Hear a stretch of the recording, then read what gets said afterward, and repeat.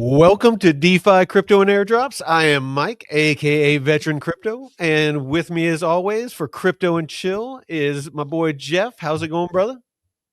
Doing good, doing good. There's a wonderful interview earlier today. Glad I got to sit in on it and just learn a lot, man. That was a lot of info, man. I know you got some good feedback from it, and Yeah. we had a shit ton of viewers on Twitter, man. It was like, holy crap, everyone. I mean, Canton's been the talk of the town lately, so it was exciting. No, absolutely. No, I really enjoyed talking to Shaw. He had a lot of really good info, that he shared. And for me, even, kind of set my head straight about a couple of things, just as far as, understanding the project better. But, Mhm. well, go ahead and jump into the socials. I'm going to reach out to Matt and them and see if they're going to be joining us. But let's see. Yeah, it looks like he's got a stream going on right now, VDEX something. All But right. yeah, no, welcome everyone to our Crypto and Chill here at DeFi Crypto and Airdrops, where me and Mike go live for our Crypto and Chill every Tuesday and Friday, 5 p.m. Pacific, 8 p.m. Eastern. And you gotta, if you're on Twitter, jump on over to YouTube and the Arena. We're trying to build up our Arena channel, which I'll show you later. And if you're looking for DeFi Crypto and Airdrops, you can find us right here, DeFi Crypto Airdrops, little owl. And check out our brother channels, Blockchain Basement, David's DeFi University, Jake Call with the Metrics Finance, and me at the Blockchain Report. Mike also has other shows throughout the week. Money Talks on Mondays, 10 a.m. Pacific, 1 p.m. Eastern, with an estate lawyer and a financial advisor, Texas Jeff, where they talk about wealth preservation and traditional finance stuff. The DeFi Masterclass with David and Jake on Wednesdays at 3 p.m. Pacific. Our little red pill, kind of not crypto related, off the kind of more based degen talk, politics, all that fun shit on Thursdays at 6 p.m. Pacific. And Mike and David started a new stream called a DeFi High, which is entry level DeFi, basically DeFi University for entry level at 9 a.m. Pacific, Monday through Friday. So pretty cool stuff there. Great to see a lot more DeFi stuff coming out. And yeah, don't forget to check out the interview with Canton COO, Shal Kafir, from earlier today. Jake Calls Metrics Finance is a great DeFi portfolio tracker and simulator. And it is free to start, but they do have monthly and yearly subscriptions if you find it beneficial. And David's DeFi University is free. The only thing that's paid for is it's $97 a month for the daily live mentorships, 2 hours a day, Monday through Friday. But other than that, his course, he's got a whole 5 comprehensive courses and a bunch of tools and quizzes. And he is doing an airdrop for those who complete this. I don't know what it'll be, but yeah, at least it's free to do. So at least spend a little bit of time, learn some DeFi, and potentially get a decent airdrop. Mike and Taylor, who's the estate lawyer, and wills and trusts. Him and Mike do DeFi Wise newsletter Monday through Friday, a little under $20 a month, where they set ranges, they get it out to you before the traditional finance markets open. So there, and he posted in the Discord earlier saying they've been hitting the ranges perfectly, for months now. So if you're looking for, quick resources for your investment journey, so you're not sitting there just mindlessly looking at charts all day and trying to sift through all the information and pick ranges and zones, this is a great resource for you if you can afford it. $20 a month, Monday through Friday is when the newsletter comes out. So they're working hard to help you increase your bags and keep them safe. You can catch Mike at Veteran4Crypto on Twitter and me at the BCR142. I did change my profile picture and stuff back because the project that I was airdrop farming, they're about to launch their token soon. So I'm back to my original PFP. I'm also on the arena, and it's National DJ Day. So I'm going to be doing a live stream later on tonight, 7:30. So to celebrate. Are you going to do it on the arena? Yeah. All right, I cool. said it right here. So 7:30. And yeah, check us out at DeFi Crypto and Airdrops on the arena. We're streaming here, all the shows, trying to get our subscribership up right here. But yeah, this has been a great platform. They got a lot. They do have spaces and stuff too, kind of like Twitter does, but a lot better for creators and streamers in general. So I'll be streaming there, and man, I just gotta say, I want to before we get into all the crypto stuff, this story is absolutely incredible. So last night, I know a lot of people out there don't really watch football or college football, but the story that happened was absolutely beautiful. So this kid, right? This kid, Fernando Mendoza, he came out of high school as a 2-star recruiting quarterback. That means he's like a low-level nobody, right? And last night, he led his team, Indiana, which is the most losingest team in college football history, to an undefeated season. He won the Heisman Trophy, which is the best player in college football, and they went undefeated, right? He did it all. And he came out of high school as he tried to walk on to the University of Miami, and they wouldn't even let him walk on the football team. Then he went to Cal and then played at Cal, Berkeley, and then transferred to Indiana. And this coach that took over the team 2 years ago, he said before he even started, the coach said, I win. Google me, right? And he took over this program, and then 2 years in, he wins a national championship, goes undefeated, right? So this is why you should never give up. Don't fucking make excuses for anything, because this kid could have been like, well, I'm not a good player. I don't deserve to be here. Whatever it is in life that you're trying to accomplish, don't fucking make excuses. Because in this season, right, a few months ago, I want to show you this. So what led to this amazing season, right? This kid makes this, and this team was down earlier in the season. This kid makes this incredible throw right here. And I'm going to show you two scenes. And this is at the end of the game. They're losing. And this is why you can't give up. Because this kid throws this touchdown to this dude. And I want you to look at this. Did he get a tippy toe in? Look at. Yeah. 1, 2. He did it. Well, in college, you need one, right? Don't you need 2? I don't know. NFL. Oh, okay. So they go on to win this game. They stay undefeated, right? And then last night in the championship game, he comes, and this is the same quarterback. Hearing, like, a humming noise? Oh, I think it's Colin. He's got the white noise. Shouldn't, but okay. I can check. No, and I want you to look at this kid, right? They were going to kick a field goal to go up by 6 points. Instead, they go for it on 4th down. They have to get to this yellow line, and this kid. Watch this. Testing 1, 2, 3. Boom! Perfect. And you just look at not giving up. I mean, this dude went. The offensive coordinator, Mike Shanahan, quarterback draw. He definitely breaks the play and holds on to the football. Is the humming noise gone? Yeah. There's still a little bit. It's not too bad, though. But you just. I was wondering if it was just me. And he did this, and they were playing in Miami, too.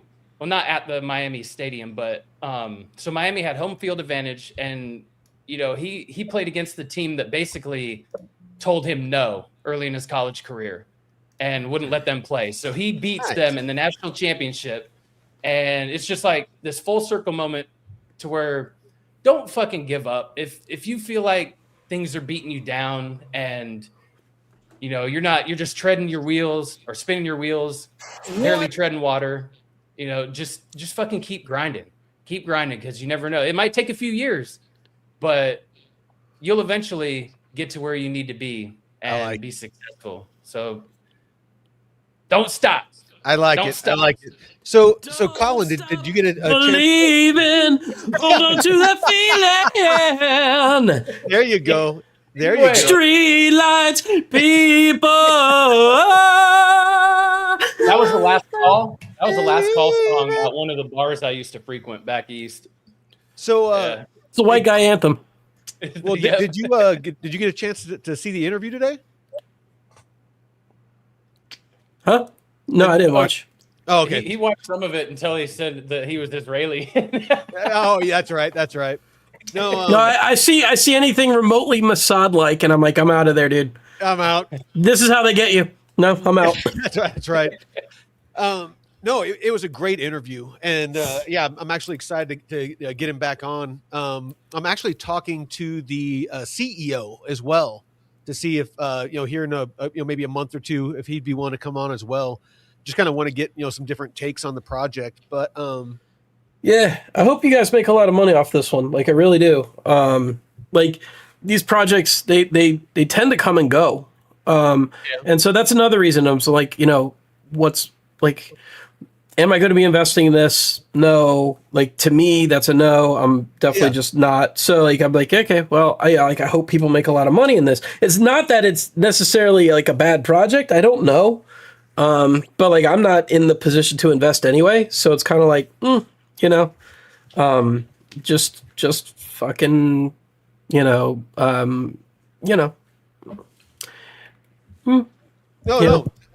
Dude, there's nothing wrong with that. It's like if you're not feeling a project, just because all of the people in our community know, just because we're talking about a project or we're bullish on it or we're invested in it, doesn't mean you got to be. I mean, you can make a lot of money off of a lot of projects, right? And people have various reasons why they just could jump in and jump out. And like for me, it was just like, anyway. So like I hope it's like super successful, and I hope everybody makes like a boatload of money off of it, It's just not something I'm doing right now. So it's just like, I could spend my time doing other things. Well, I mean, we got a bunch of people in our community. I mean, even with all the, what people would consider FUD that I talk on XRP, we have a bunch of people in our community that hold it. I'm like, you know what?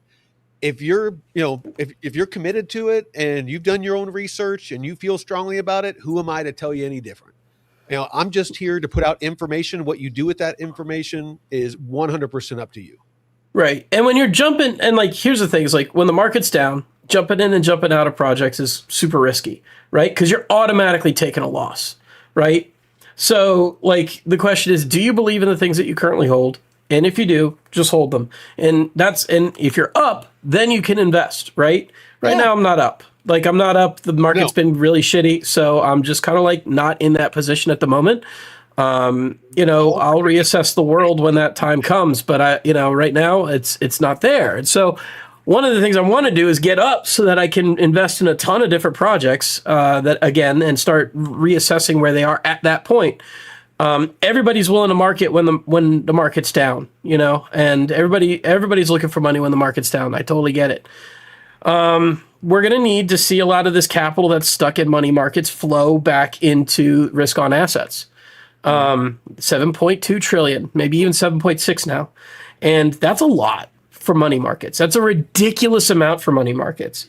So that's my thesis. That's what I'm sticking to. We got to see that money flow back into the regular markets. It doesn't make sense to hold it when, interest rates and inflation are, like completely out of whack. And when the inflation is below the interest rates, then you're going to see a different story. So that's just my thesis on that. Well, so I'm just hanging in there, surfing. Well, David's ears must have been itching because you started talking about money markets and liquidity flowing. and like a fucking magician, here comes David. Poof. Did you say magician? I said magician. A vagina magician? David, take it. Take it, David. David shows up with it's like he pulled pussy out of his hat. Anyway. So Colin, I was wondering if somebody nice catch, Colin. Money.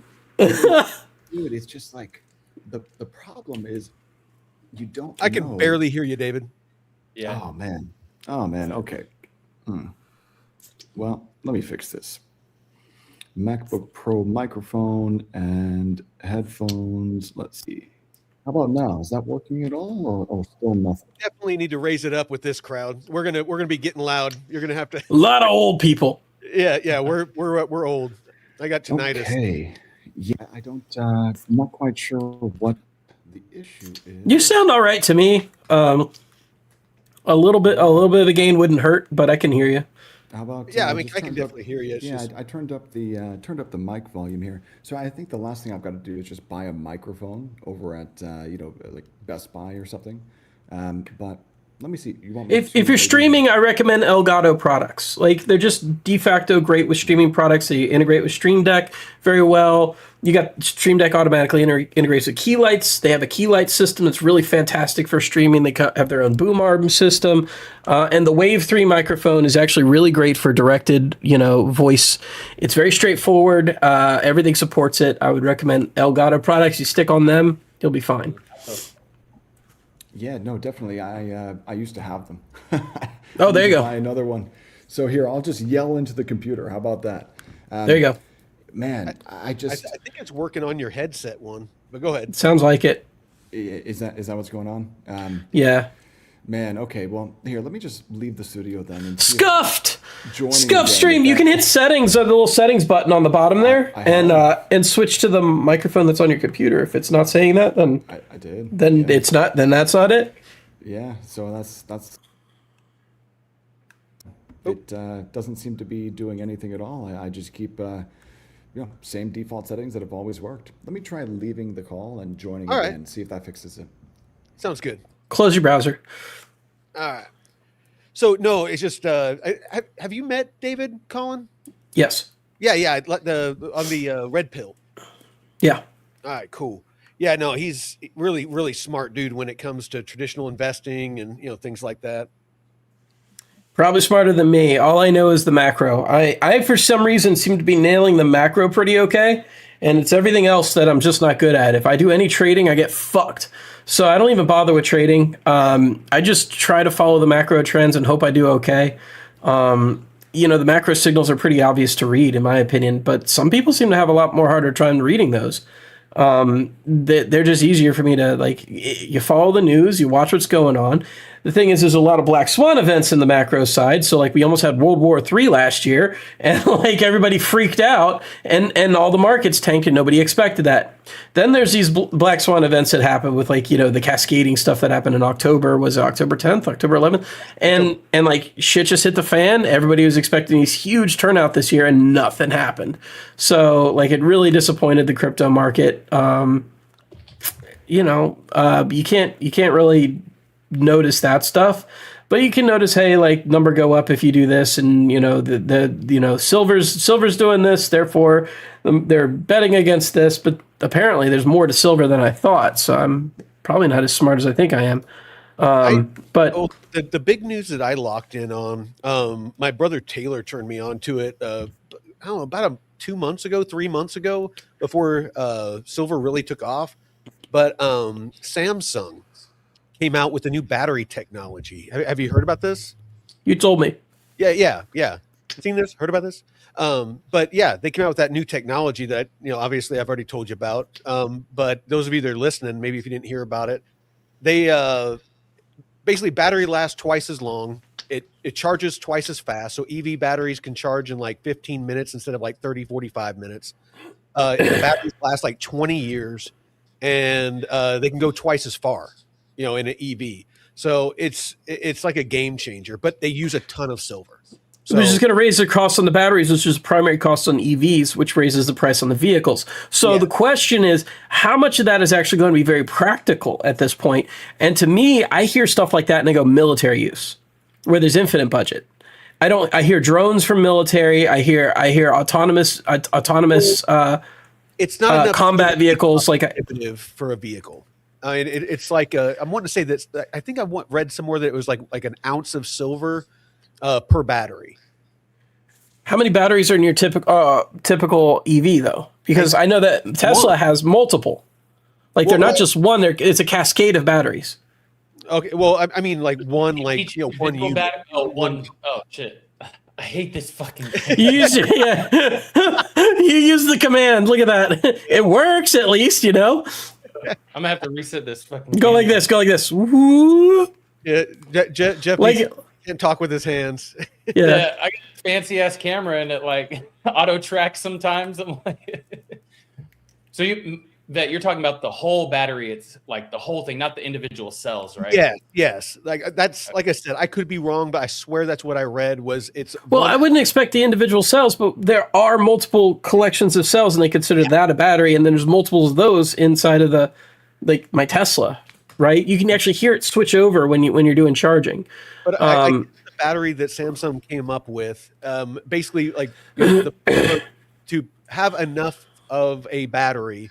If it's individual or one single one, it's like around an ounce of silver that is used to create those batteries. Yeah, I read the same thing. How's my audio? Is it still much better? Oh, better. Good. That was so strange. So yeah, I think it's like 25 grams of silver per Tesla. Well, that's what DeFi Don is saying in the chat right now. Yeah, in fact, DeFi Don's the one who told me that earlier today. We were taking a look at that, man. So yeah, but how much is that on market price? Like what would that be? Like how much is 25 grams? And then there's the whole like production system. How much is this going to impact the next generation cost wise is my question. So like, you know, like I'm not saying this is bad. I'm just trying to understand the actual like implication on the market. So for instance, is this going to be justification for say Tesla to increase the price on their vehicles, in which case Tesla stock also goes up in proportion to this, which means it might make sense to do things that involve the batteries at this juncture, considering that silver's already up. Now, Colin, here's another way to approach this. What if this massive run to the upside in silver actually incentivizes producers to switch to copper? We're starting to see that in solar panels a little bit. But what if that accelerates and they're able to remove most, or if not all, of the silver from all of these products and replace it with copper? What would that do to the price of copper, do you think? Can they do that is the next question. So that's like, what's the science behind that? Would it be still profitable to even own these things if they're no longer using something they chose silver to begin with? So would it be still profitable for them to choose copper? Would the consumer still get benefit out of their systems quite as much? So there's a lot of factors to look into this, and like these kind of market dynamics are hard to understand because they're so systemic, and the systems thinking required is a deep knowledge subject matter expert, and not very many people are in that kind of supply chain. So I'm really like curious, like the whole aspect of this. It's going to take a couple months to get your head around it, and by then you might have missed the boat already. So I'm only now just jumping on. I'm kind of wondering, can we get a subject matter expert like that on here? Like, what would that person even look like? So I did the research. You're talking about the difference between like the properties of silver and copper in electronics? The supply chain impact specifically. So what would the supply chain and manufacturing impact be on these vehicles and these products? If they use copper. If they switch to copper, if things switch to silver, what would be the actual, like, so the deep knowledge stuff on that tends to be somebody who's been doing it for years. Well, the science behind the Samsung battery, they can't use copper. That's what's so special about it, is it's the properties of silver that allow it to fast charge. There's a thing called dendrites. Whenever you charge, and that's what causes most rechargeable batteries to catch on fire if you charge them too quickly. Right. Is it's like these little spikes that form. I want to say on the electrons or anyway. But what it happens is it breaks the barrier between the cells of the battery and the lithium, and that's what causes the fire to break out. And so I just looked it up, and it's 1 kilo of silver per vehicle is what would be required of silver. So this is a kilo. This right here is a kilo of silver. How much is that worth? This right here, that's $10,000. A kilo is about 30. Yeah, so that's a $10,000 increase per vehicle with market price. Mind you, there will be wholesale price, but with market price. So they need to increase the price of the vehicles. How much demand is going to persist with the increased price of the vehicles? Second, are they going to offer a new product line that has those batteries rather than the existing ones, which use the old batteries, which I could totally see them doing, in which case they have like a Model X version of the vehicle that is more pricey, but actually like lasts longer and has, is faster charging time. What is the need going to be in terms of change on the actual charging stations themselves? Is there going to be a need for change? There won't be any. So basically, at current value, a kilo is worth just shy of $3,000. So $3,000. Oh, 3,000. That's not bad. Yeah. So because basically in a kilo, there's roughly 32.15 ounces of silver. Okay. So, but that's just the silver. I mean, I think you're right. Around $10,000 by the time you build it. All the other materials, the assembly, shipping, whatever. Just. Yeah. So the mistake that I made was the units. When you said a kilo, I made a mistake there with grams and ounces.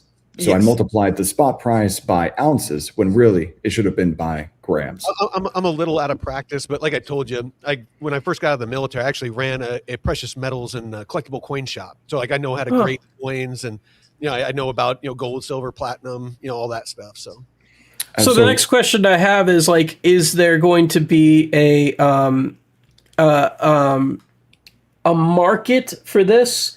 And will these kind of changes with the increased cost of the batteries and the scarcity of silver, are they going to have an inflation impact at all? I don't think they would have a significant one, but they could partially have one. That's a good point, Colin. I don't understand why it hasn't fed through to official inflation readings yet. Because when you see they're always lagged by 6 to 9 months. Yeah, man. And it could also be that the inflation data is just nonsense. I think that could also be the case, but maybe we should expect some type of inflation over the next 9 months or so. And if that is the case, what do you expect the U.S. dollar to do? Since it's sitting at support, we're seeing rates push sharply higher. The dollar is at support, but it's breaking down. Well, we have to balance this out with everything else. Housing costs are going to go down. Like we feel as though housing costs are going to go down. You never know what happens in practice. Housing costs should go down. Food costs are already going down, especially with the price of eggs being so crux to everything. And so like everything kind of balances on the whole scale. The basket of goods might not include EVs. I don't know. I don't think it does. But you guys, I've got to run a live call, a technical analysis call. I just wanted to check in because Mike guilt tripped me into coming. I appreciate it, brother. Have a good night. Thanks so much, you guys. Cool. See you, David. Yeah, he's David's the one I'm doing the daily, entry level DeFi show. Like, what is it? 9 o'clock my time, so 9 o'clock Pacific and noon Eastern. We're just doing a very basic entry level kind of DeFi for people. But Hapu sending you love, Colin, in the chat. Oh, hi Hapu. Love you, babe. So yeah, Deadwood was saying sodium is the way. Yeah, I heard there was a nickel thing actually like 9 months ago. I was reading about this nickel innovation for batteries as well. So I'm not really sure. Like, it seems like everybody's really focused on this stuff. I feel like if they could work out a precious metal that isn't as, so like lithium, nickel, cobalt, rare earths, blah blah blah blah blah. Sodium. EVs influence inflation, but they don't dominate it. They have a small disinflationary inflation. Okay, well that's interesting. So they're actually disinflationary because of oil. Well, I know that I was telling David in his live call right before the show that there's people that are going out and actually going to the bank and buying those monster boxes of rolled nickels because the metal content is worth more than the face value. So there's like a built-in profit that you can basically go and sell it for scrap for more than you paid for it. How much profit though? I honestly, I didn't even go and look and see how much, but you're not supposed to destroy federal currency. No, you're not.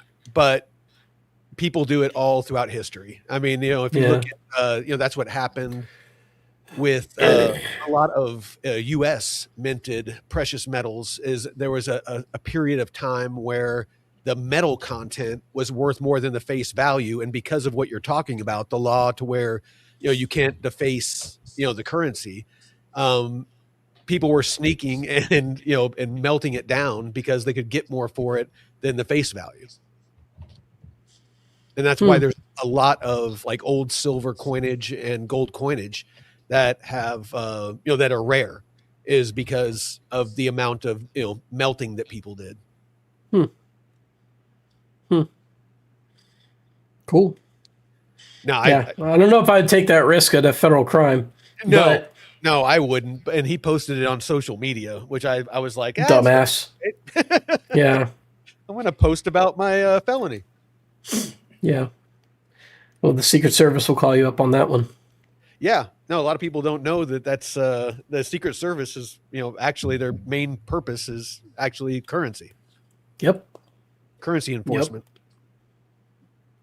No, some people are doing this fucking TikTok thing where what is the kind of like a firm, but they're like scamming these companies for they're buying products and then returning them and getting cash back. And there's a whole TikTok trend going on, and people are literally filming themselves doing this shit, not realizing that they're committing fraud, and they're putting it on fucking out there. It's like, you guys are fucking idiots. What are you doing? What are you doing? Like, I can't even. They'll never get. The problem is we got a sea of it, and did you know? I don't know if I should tell you this. I worked for somebody. I'm sorry, I didn't work for somebody. I had a lawyer who used to be with the IRS, and she was my tax lawyer. And one of the things she said in our very first meeting is that less than 0.1% of all people get audited, and that they're less likely to audit you if you have an accountant and an attorney on your taxes, because they know that they're probably going to spend too many resources to audit you. Yeah. Oh shit. So they just pass on those internally because they go after people who they know they can bust, which are people who do their own taxes. And so TurboTax and all that shit, they're just basically farming the TurboTax people. And that's how internally they've been auditing people as an unofficial policy, because they don't have the time to go through the rigmarole of suing a rich person. Yeah. My mom got audited a few years ago. She does their own taxes and shit, but she was like, "Yeah, we got audited." I was like, "What the fuck?" Yeah. That's so dumb. Yeah. So get an accountant, guys. Yeah. Like that's literally what it is. Get a good accountant. Like I got an accountant based out of New York City. She's a teacher at NYU Stern for accounting. She runs her own accounting. Like, it's worth it. It's worth it. It's basically tax protection, because they literally look at it and go, "Oh, she's based out of New York. She's in Manhattan. She does this is not a." Yeah. Well, this is that lawyer I no longer work with, but. But the accountants I do work with, and so that's because I don't need the lawyer. Apparently, you just need the an accountant. But yeah, if they, another thing is, if you overpay your taxes 1 year, they genuinely, and they owe you a refund, they won't fuck with you for the next few years as they pay back that refund. Oh shit! They most likely will not. Yeah, because they're afraid that they're gonna have to pay more because you've overpaid. Yeah. So yeah, it's a lot of internal politics that actually goes on in their decision-making process, where they isolate likely candidates and unlikely candidates. And like, I wasn't using that to my advantage. My lawyer wanted me to, but I was kind of like, yeah, okay, well, that sounds reasonable. But it does decrease your chance of actually getting audited. That's good to know.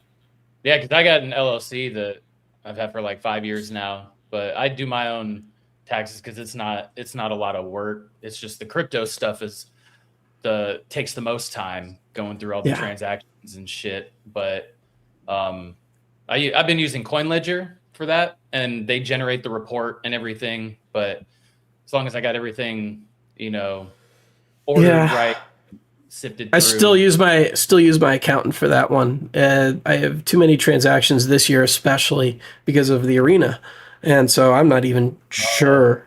I'm just gonna say, like, it's in your hands and see what she comes back with. You to have the accountant do all that. What's that?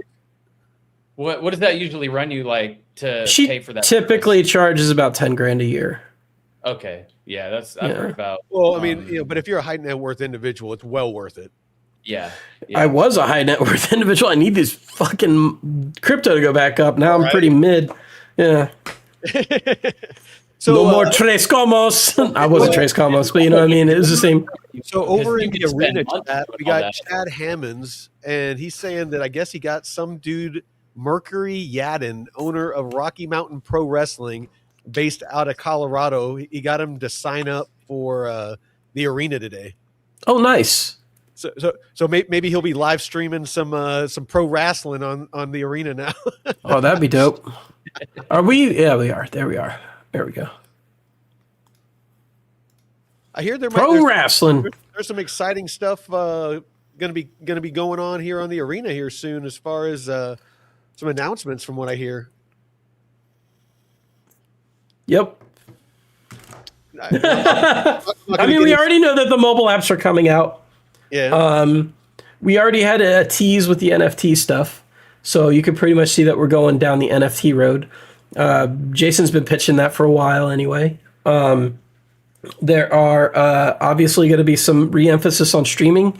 Not right now, but that's kind of like our next big push, is to revise the streaming. It's going to go from a feature to a main feature. That's kind of good for us, but again, that does not generate the primary amount of revenue. It's actually a way for you guys to make revenue on the site, right? For the site, it actually is a kind of almost a net loss. So looking at things that would be a net gain, I can't really talk about it, but they make sense and you're going to be happy with it. So I'm looking forward to it, but I unfortunately can't talk about it. No, it's not silver trading. No, somebody else.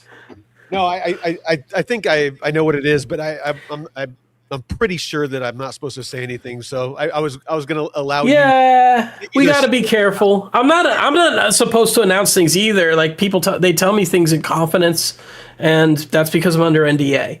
And if somebody specifically tells me, like, hey, it's okay for you to say this, I keep things to myself.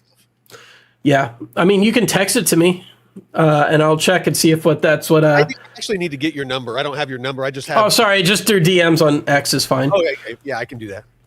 Hey, and I could give you a green light or not, but or have a spaces, it's like simultaneous space on X and the arena at the same time, if I wanted to use my mobile device, could I do two? No, because the audiences are different. So, like, you would have a space on X, which has a whole different panel than the space on, and it would be really difficult to manage, like, who's talking and stuff like that. So those don't work. Streaming does. What we want to do, and we've mentioned this before, is the possibility of integrating streaming and stages, so that they're basically one product. And you could literally just bring people up onto, if somebody has a comment or a question, they could raise their hand in chat, and then they would come up onto your stream audio and be able to ask your question, like a call-in show. That's cool. Yeah, and since the way we did it, it's a lot easier than on X, for instance, to actually like integrate those things. So, so that would be really neat. I mean, they both have a chat feature, which X doesn't even have a chat feature on their stages. Well, with the arena, that would be cool. Spaces with the tipping and things like that. You could, the creator could make it to where it's like a service, like a premium service, to where, hey, if you tip X amount or more, then you could kind of like a super chat. Yeah. On YouTube, where they can actually come on stage and ask their question live. Yeah. And I mean, again, it will be at your discretion and you're responsible for the content. Yeah. But like, this is a great way. I think that might be public. Since I don't know if that's, I just saw your message. Since I don't know if that's public, I mean, the only way to check is to go to the arena, and Jason's profile and see what they say. Yeah, I treat everything with me is close hold, unless he specifically tells me otherwise. Definitely former military. You're much better at this than I am. I fuck up all the time, but like it's it's definitely yeah, that's exciting. That's one thing though. And there's a whole lot of other things like that are bigger than that. So I can't even talk about those. I'm so sorry, but it's some really big shit coming up, and it's going to be very exciting to see it all kind of sort of play out. And it's just unfortunately like with the arena, like it's a product that takes time to build and bake. But once all the parts are there, like it's got this very go anywhere kind of philosophy to it. You know what I'm saying? So it's going to be interesting to see how everything sort of plays out, especially politically. But it's definitely you're definitely at a very interesting price point to enter. So we'll on our Discord today. I was like, not saying FOMO in, but you might want to get a little bag of arena. I think so. Yeah. I'm not trying to shill. I'm just saying that I personally am excited. I have not sold. And at one point my arena was worth 2.4 million, and that was with less than what I have now. So I've been buying every dip. No, he's like the top in the champions arena, he's like the top holder of arena. So that's what he's talking about. Yeah, I have 2 accounts on here. Huh? How long have you been streaming on there? And like, since streaming came out, I actually I got a preview of the streaming before that was even released or announced as a product.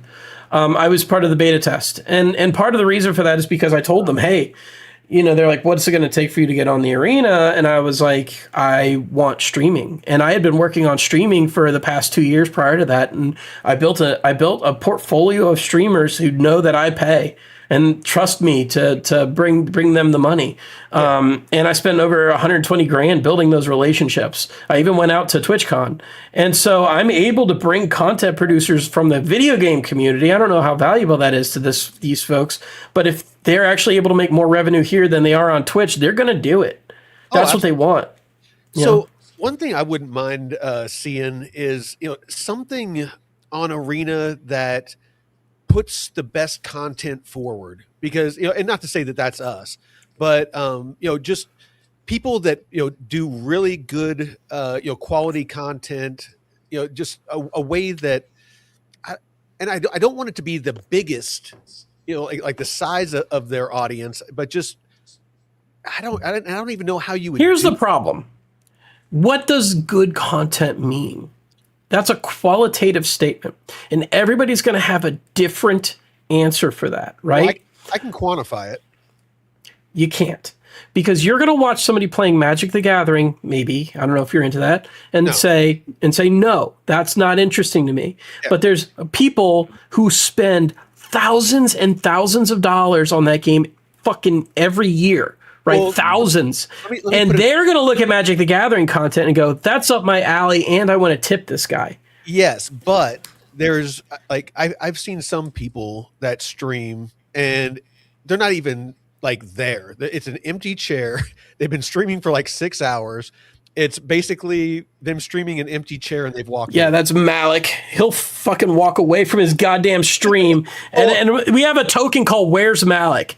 Because literally when he first started streaming, he had no stream etiquette, and he would just like walk away, and there would be a blank chair there and no BRB screen. And he would pass out on the couch, and his stream would just be running. We're like, dude, this is costing us a lot of money on the network, like literally. So I just report the stream and like it would get shut down. But when Malik is on, it's pure entertainment. It's some people, they'll just be sitting there on their phone and then they'll walk away, and it's just basically them just saying, "Hey, tip me," and I mean that kind of thing, But because they've been, they'll have hundreds and hundreds of. So we all know what bad looks like, but we don't know what good looks like, and that's the problem.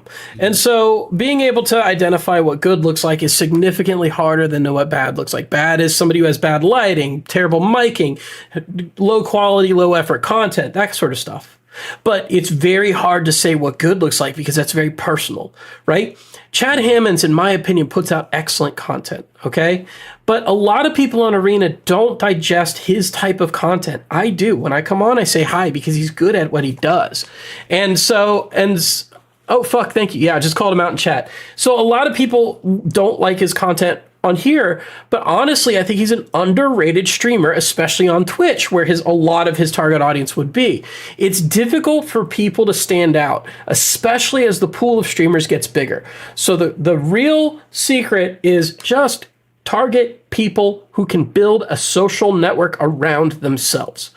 And for that, you can do it. I did it. You just go into other people's chats, other people's discords, meet people on X, and social network. And that's how you grow. And we cannot interfere with that process artificially because it just creates artificial market forces for people. And I don't agree with that. I get where you're coming from. It's just there's gotta be a way to, because I know what it's going to become. It's going to become like, YouTube and stuff like that, to where, basically if you're big, you're going to get, all of the attention, and the YouTube is bullshit. YouTube has an algorithm. Oh, I know. They have an AI. We're flat. Yeah. Everybody has equal opportunity on this platform as long as they don't violate the terms of service. LA, no naked shit. Then you don't even push the line. But literally, please stream, but don't get too racy. So literally, everybody has a flat opportunity here, and that's not true on other social networks. It's not true on Twitch. It's not true on Kick, and it's not true on YouTube. It's not true on X. It's not true on Instagram. Typically, who impacts the algorithm in some way. Like TikTok, there's an algorithm. It's totally. Twitch is the most cabal-run site I've ever seen in my life. You're either with the in crowd or you're with the out crowd, which is why I'm like, fuck you, Twitch. Yeah. But like I made political statements which they do not agree with in the cabal that runs Twitch, and I got hurt. My channel hurt. I went to TwitchCon and I was clearly blacklisted from certain social groups. A couple people tried to confront me about them, and I'm like, I'm sorry, trans women aren't women. That's what I said. That's what I said. I feel as though that's not as controversial a statement as they want to say it is. I feel like it's obvious, all right? You can be a trans woman. It's a free country. But don't go around telling me that we have to change the laws around it. When I say that shit, boom. Twitch fucking banned me for 2 weeks, and I got de-emphasized in the algorithm. Just don't make laws that send me to jail if I don't play along with your make-believe. Yeah, right? Blue sky, you'll get kicked out for saying there's only 2 genders. They just keep making their bubble smaller and smaller and smaller, and they don't even realize it. It's so insane. Anyway, the point is that the only real way to do a site like this is to have flat opportunity. When you implement algorithms and you implement ways that you could selectively promote or demote people, that's not good. However, there are certain things that I'm uncomfortable with. There's a guy on here who has been caught smoking the glass pipe, and he still streams on here. Yeah, and I'm not comfortable with that, but we don't have any specific, we haven't caught him, and personally, the site hasn't been reported while he was doing it, and he's also kind of verbally abusive when he gets in that point. And so a lot of people have been turned away from that because of him. He'll come on and he'll harass people. So we have a report button. We have a block button. We expect people to use it. But at the same time, I think we're going to need to beef up TOS to prevent people from being harassed to the point where they no longer want to be on this site. But right now we're trying to figure out what that should look like, and that language should be flexible enough that we don't do the things that Twitch has done. We don't do the things that TikTok does. We want them to have freedom of speech while also balancing people's rights to not be completely fucked with. Right. And so like this is a hard tightrope to walk. It's a fine line. And right now we're taking the approach of don't do anything. We'll figure it out as we go. So you know what I mean? Like this is pretty much. I know I'd stop using the arena if it got to where they were censoring speech and stuff. It's why I want to get off YouTube, honestly. But like Hapu said, he told me to go find a needle, and junkies never change. I'm an ex-addict, right? So Hapu had a rough child, early adult life, right? She's way past that now. 11 years come this next month. Just want to. By the way, congratulations. There's no shame in history, right? I have my history. I'm 10 years sober, right? From alcohol. One of my neighbors is an ex-heroin addict and prostitute, and she has no problem telling people she found Jesus and cleaned up her act and got married, has 3 kids now, and forgiveness is the root of all civilized culture. And so like you should be able to get past your problems and not be judged for your demons too hard as long as you're sufficiently through them. Yeah. But a guy with demons shouldn't be going on to the site and being like giving people shit about their demons from 11 years ago. That's just not appropriate. And so like this is where I'm kind of like, okay, he's starting to really cross lines with me, especially since he went after my girlfriend. I don't like that, and like this is the problem though, is I got to divorce my emotions from the situation and focus entirely on the system. And the system right now is let's see how things go. Let's see how endemic this problem really is. Maybe this is early growing pains and things will work out. Maybe we could build a better TOS and a better reporting system. But like we don't want to do mass censorship because somebody can abuse that system as soon as they take it over, like what happened with Twitter, where I got banned on Twitter for saying, I actually got banned twice. One was for saying, trans women aren't women. That was like a 2-day ban, surprisingly. And then I got banned for 2 weeks because I said during COVID, this clearly looks like a virus manufactured from the Wuhan laboratory that escaped. And I got banned for 2 weeks on Twitter for saying that. Pre-Elon? It was pre-Elon, yeah. Pre-Elon. Peak Biden. The people who say they don't want authoritarians and fascists were apparently emailing every social network telling them to ban people for free speech. Yep. And if they don't do this, we're not going to give you any favors. One of the first things that Elon did was he showed all the emails where I think it was the FBI or something like that had gotten a hold of that lady, the ex-CTO or CEO, and was telling them that they had to, basically censor anybody that was, talking about the vaccine. Yep. And so, like, here's the worst part is that it wound up being true. Yeah. Because it so obviously was a virus manufactured for maximal economic disruption and minimal death. It had a 2-week, it had a 5-day detection period. You could catch it with no symptoms for 5 days. It had a 2-week period where you were not allowed to exit once you got diagnosed, right? It had mostly flu-like symptoms to most people, right? But the small minority of people, a very small minority of people, especially people who are elderly or already infirmed or already had a pre-existing health condition, were vulnerable to death, which means that people are going to protect those people who are vulnerable to death, right? So they're gonna protect grandma.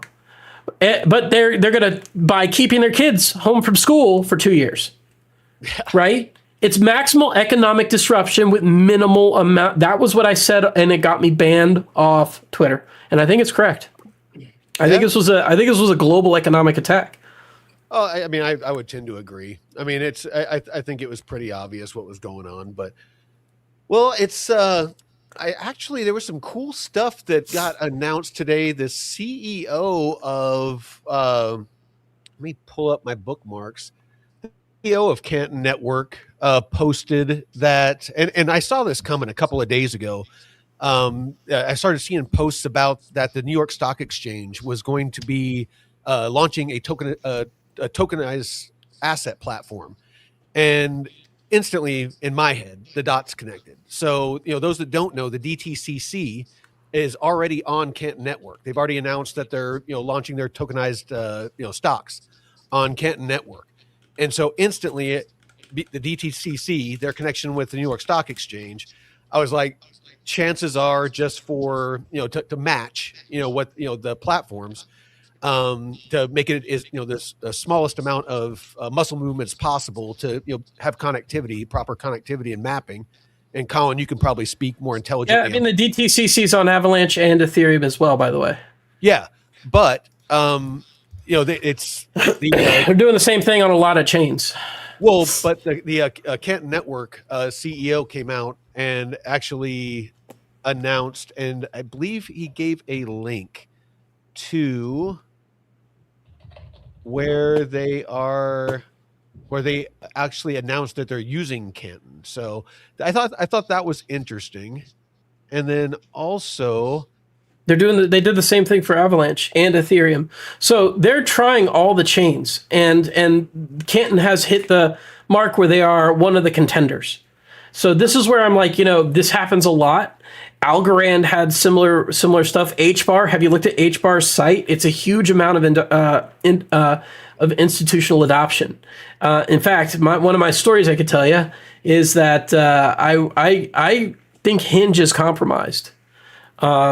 And Hinge, the dating app, and I went on Hinge, and I met someone.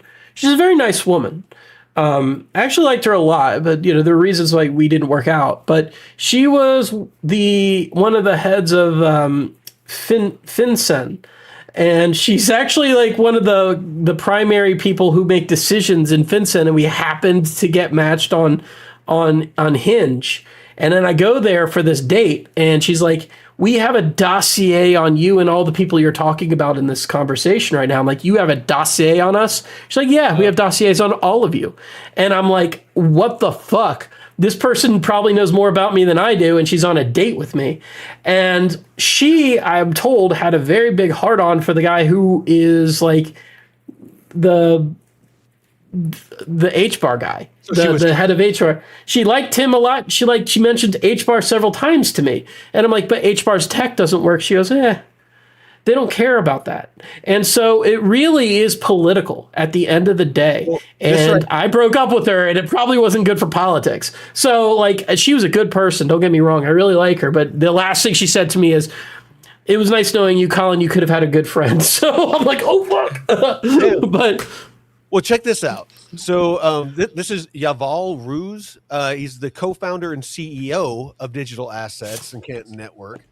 And this is what he posted today. Yesterday, the New York Stock Exchange announced trading tokenized equities. Today, the NASDAQ super validator went live on Canton Network.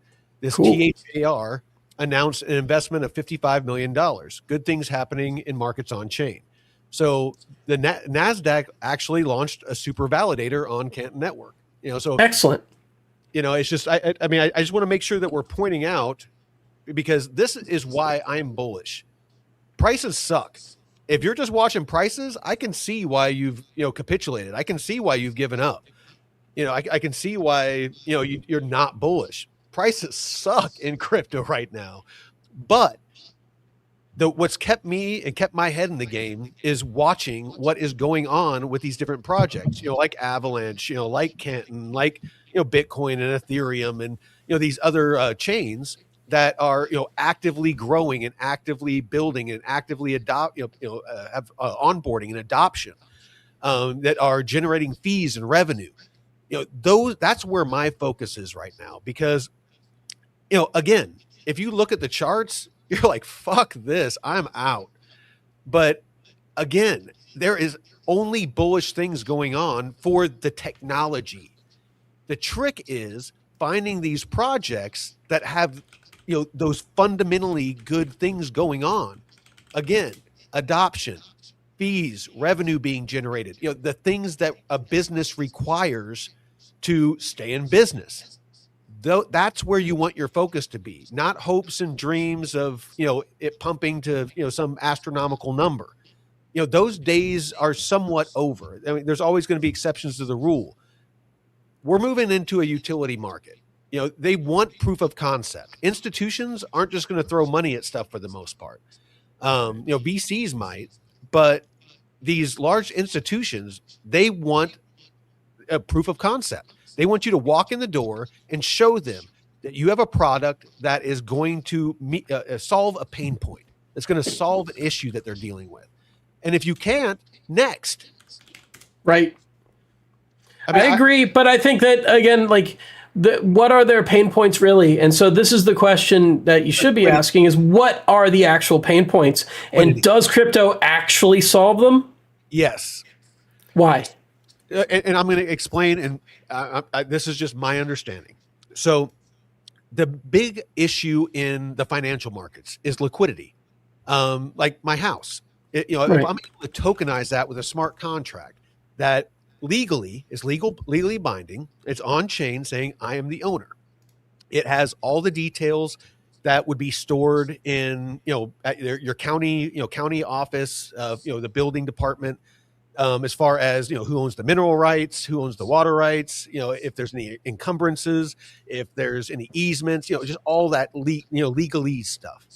Right. And it could be in there. And if I want to get a loan on that, I won't have to go to a bank to do that. I can go online and it's in my wallet, it's my address. I can hold that asset and I can put that on a DEX as collateral, and I could instantly take a loan out on it. And, that is just one of many examples. The fact that the New York Stock Exchange, all those intermediaries that are in the process, like usually when you sell a stock, it takes a couple of business days for them to process that through all the, the manual processes.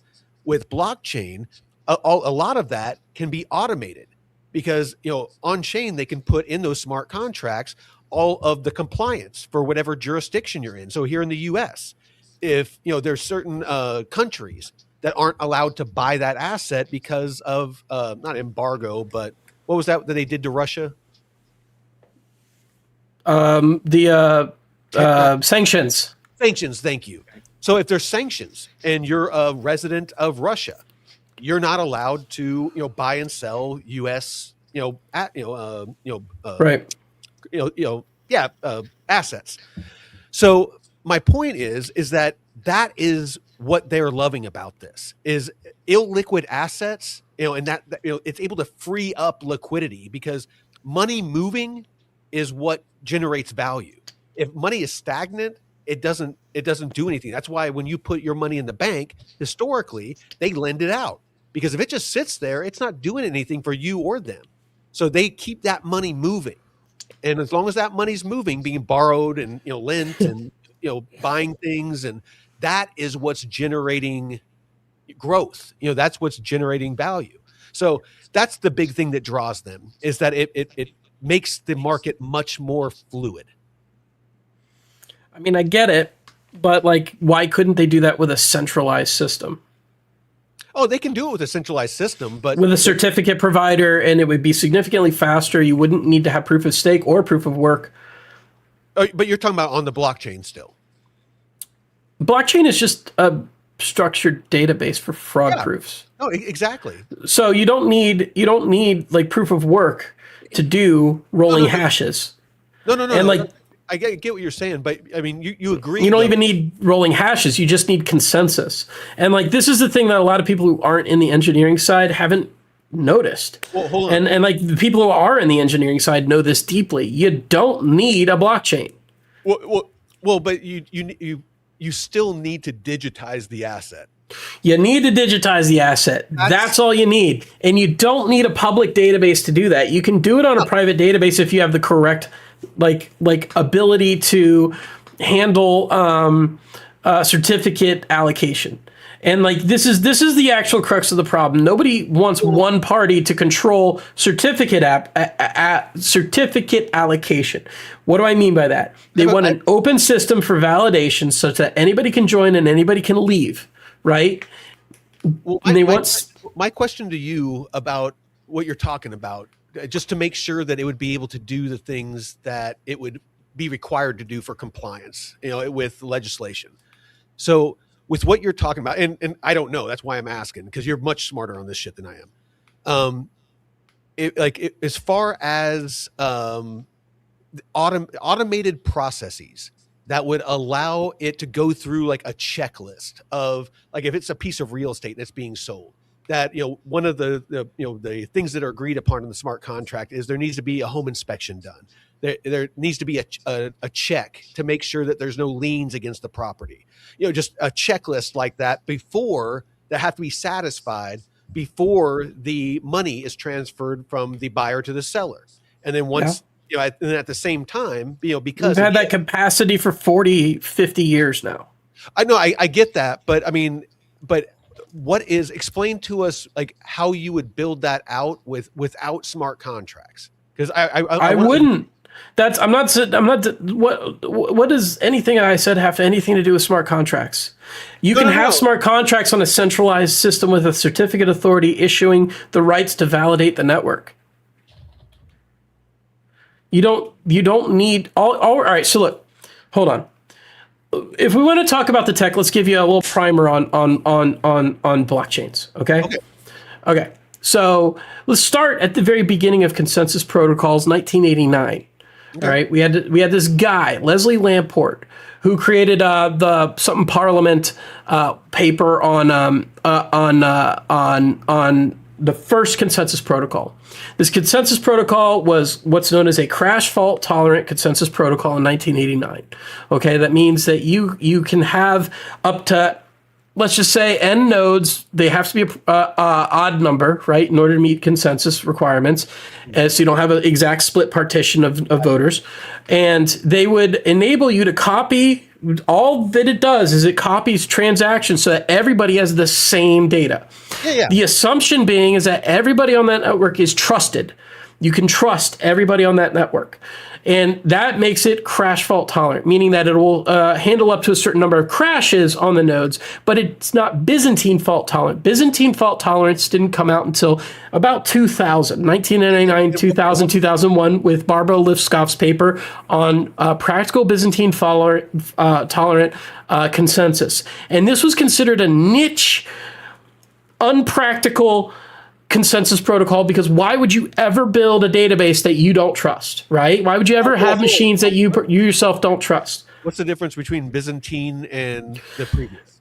You don't own the machines. You're not guaranteed that each of the machines has the same interests. In other words, one of the machines could lie. Multiple of the machines could come together and lie. And so you need to have different assumptions. Okay. And that lying is important. The reason it's important is because that's the fundamental premise behind making Bitcoin. Bitcoin, you don't trust every single person who's on that fucking network. You don't. By default, you want people to not trust each other if you're going to build a global economic, a global token, coin system, right? Well, that's how banks were formed. Well, banks, again, have contract law to litigate their disputes. In a protocol, you can't do that. Once it's written, it's copied everywhere, and it's fucking done. Well, so... I mean, that was what their whole foundation was they had a ledger, and basically you could drop off your wealth at one stronghold, travel without your wealth, and then when you got to where you were going in Europe, then you could stop another Templar temple, and you had your little chit, and they'd be like, all right, chit. Yeah, your receipt, exactly. And those chits were very difficult to replicate, et cetera, et cetera. They changed constantly. So these were the rules they set up to create a sort of like hard to defraud system, but people still defrauded it. On a database of transactions, though, you can't... on a database of transactions, you cannot have fraud, right? That fucks the whole system, right? Yeah. Suddenly, Bitcoin is being double printed, right? That's not good. That's hugely bad, right? So Satoshi Nakamoto comes out. Make sure you mute Malik. He's going to talk over me. So the So Bitcoin comes out. Satoshi Nakamoto envisioned a system that was widely used. An infinite number of participants could participate in this database, right? And so his trade-off was, in the terms of practical Byzantine fault-tolerant systems, the trade-offs were between safety and liveness, and you always chose safety over liveness. Well, he actually made an innovation which enables you to choose liveness over safety, meaning that the database will always keep churning as long as people are producing hashes for the system. And this is why it works the way that it does. And you have to wait 6 blocks to actually know if the data is correct. So when you write a block to the database, it can get overwritten at any point, right? So Bitcoin chooses liveness over safety, but the downside of that is that it actually makes the database slower. So the fastest that we've gotten it is like Ethereum, which was like 2.5 minutes for a consensus time when it was originally put out. It was run on Nakamoto consensus. You want transactions to instantly validate, though. You want to say, this is done, and I can move on with my life instantly, right? And so... Have you heard of Kita? No. Okay, keep going then. Okay, so this is where people started going. This is where people started going, fuck this shit. And so people like EOS came out, and they were running PBFT with 21 nodes and a consensus time of 12 seconds. So this is, or maybe it was like even 20 seconds. This is really slow still. Okay, it's slower than Ethereum, but you know for 100% certainty, as soon as that transaction got committed, it went through. The problem is when you only can tolerate up to 21 nodes, you know who those 21 people are. And so this is where it's no longer an open network, right? You have a cabal of people running the transactions, which enables things like front-running MEV, that kind of stuff, on their own network, because guess who owns all that? They do.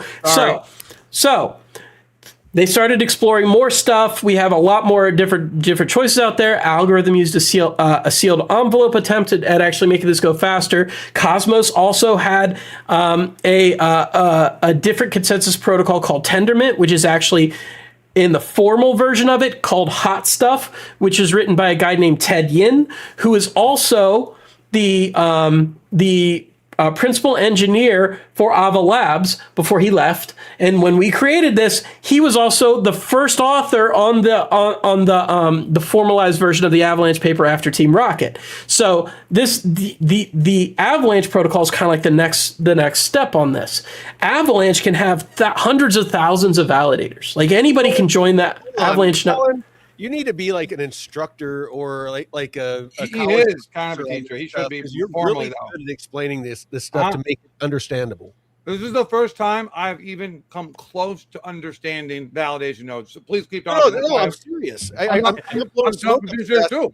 Yeah. Well, actually, let's talk a little bit about proof of work versus proof of stake really quick, just to make sure. Okay, so there's voting protocols, and then they're all voting protocols in a sense. When you do proof of work, it's a method of Sybil protection. It's a way of preventing people from just randomly publishing blocks to the network. When you do proof of work, you have to take a transaction block that you propose and run a hash and grind on it to be the proposer. It's a way of basically voting yourself in by winning the lottery of finding a number which happens to solve the mathematical equation for that current block. Then you publish it to the network accepts it.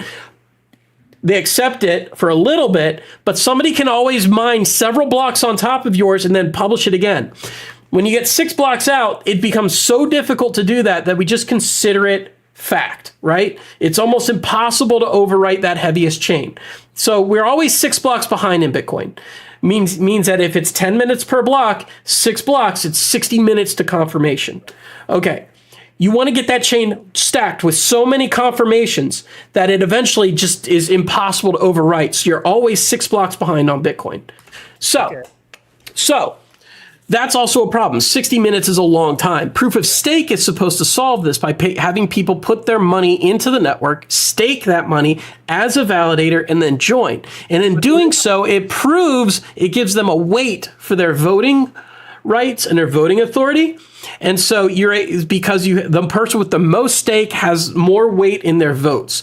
And so what that means is that you can get instant voting. And transactions can happen instantly, right? In PBFT, in Leslie Lamport's original paper, voting, every node was weight equals 1. So every node was equal to each other. But in a public system, you want a way of saying who has the most authority? Well, it's the person with the most stake. And so, really quick, it sounds like the architecture would have a huge deciding part of the use case of the chain. There'd be relationships. Yes. Because Bitcoin's basically digital gold. Right? Because of the properties I said, it's slow to move. It's so it's basically digital gold. Exactly. But it can carry a lot of weight that way, and it's a lot more reliable, but we have to dump a ton of energy into it for those hash rates, right? Yeah. We want to remove that energy from the equation, and we just want to make quick decisions, quick trades. That's where DeFi comes in. That's where smart contracts come in. That's where these faster protocols come in. And so basically, Leslie Lamport and a lot of all these other ones, they want to solve a probability equals 1. Means that every time a decision is made on the network to copy that transaction to every other database, we know with 100% certainty that it's true. The innovation behind Avalanche, the thing that made it so cool, is we re-engineered the algorithm. So it's a voting protocol, just like everything else. But instead of being P equals 1, it's P equals 1 minus some epsilon, some E, some error. So there's a chance that it might not be right. But we want to get that error so low that it's equivalent to the chance of somebody minting a 7th block on top of the blocks in Bitcoin. Right? A 7th block, meaning that it would, it's like it overwrites the heaviest chain like that. Obviously, we found that 6 blocks out is good enough. We want to get that probability so low that the odds of somebody overwriting or double spending on the network is just impossible, right? Like all the air in the room would jump to the other side of the room is possible, but it never happens, but it's still possible, right? You can be sitting there and all the air just suddenly jumps to the other end of the room, right? Very improbable. We want to make things super improbable. Like liquidity and meme coins. But by doing this, right? But by doing that, we've actually increased the ability to have a safety over liveness voting protocol that solves equations with hundreds of thousands of validators in under a second or two, right? Which is why Avalanche is so fucking fast. And the way we do this is repeated random sampling. So we go out, we go to every... We're going to have an intermission real quick. Malik, sorry. While he's eating you hit my subject matter. I have a question. I love it, dude. What a Sybil attack is? I've literally heard the word like 3 times this week. Yeah. Okay. Me pretending to be you. Ah. Okay. And So a Sybil attack usually is an attempt to do that by multiple parties or one party multiple times over and over again, right? Trying to be me, basically. So basically, I could write a chain that actually pretends to be you. An entire chain. Okay. Well, actually, let me rephrase that. It's not necessarily that. Sybil attack would be more like, it is that too, but it's more like being able to flood the network with fake yous as well. So I could replicate myself 1,000,000 times and then flood the network with transactions. But with proof of work, that slows that down because I have to have a valid proof of work in order to publish. Otherwise, I get instantly rejected by the network. So if I am forced to have the proof of work, I can't even replicate myself 1,000,000 times and propose 1,000 transactions of myself to people, right? So in staking protocols, if you start doing that, you get benched, right? You get knocked out. You get basically kicked out of the network. We can always detect Sybil attacks. And they just remove them. That's what happens. Yeah, we'll just remove the bad actor. But in a liveness over safety protocol, you need something like proof of work to prevent that from happening. So liveness over safety is not a good design. Bitcoin can partition. Let me explain it to you this way. What is a partition? Imagine you have 5 nodes on the network, okay? And you want to make sure that everybody has the same transactions. Well, let's just say 7 nodes. 7 nodes on the network. Well, 5 of those nodes can all decide one thing, and 4 of those nodes can all decide one thing, and 3 of those nodes could decide another. In which case, they have different transactions on them, only because they cannot communicate with each other anymore, or are communicating only with each other in different ways. That is called a network partition, and Bitcoin is actually not partition tolerant, which is why a lot of consensus protocol experts do not consider it a actual consensus protocol, because it does not meet the criteria of being partition tolerant. So which is, again, with the property of it not being P equals 1, probability equal 1, it's probability equal 1 minus E on Bitcoin. So the actual problem that we have with Bitcoin is that, let's say China and Europe cut their internet off to the United States and South America. Okay? What happens to consensus in that situation? Now we cannot publish blocks to Europe and to China when we find a correct hash, nor can they publish blocks to us, which means that there's going to be a new blockchain called the United States blockchain, and then the China blockchain, and then the Europe blockchain, which could totally happen in a world war situation, which is why world war is a huge threat to the United States, I'm sorry, to Bitcoin, because in the event that that Bitcoin shuts down, we are going to be partitioned as fuck, because the first thing they're going to do is cut the internet lines between China and Europe, and everybody who's not an ally is going to cut each other's internet off from each other. Ocean, right? They'll literally just cut them right in the middle of the ocean. Well, yep. My question for that was, I could have swore, and fucking, you never know how accurate shit is, but I could have swore I heard somebody say that Bitcoin still works without the internet. I've heard people say that too. A ton of people say that. No, because let me tell you why. Because you would have to share the transactions with people in order for the transactions to have any value.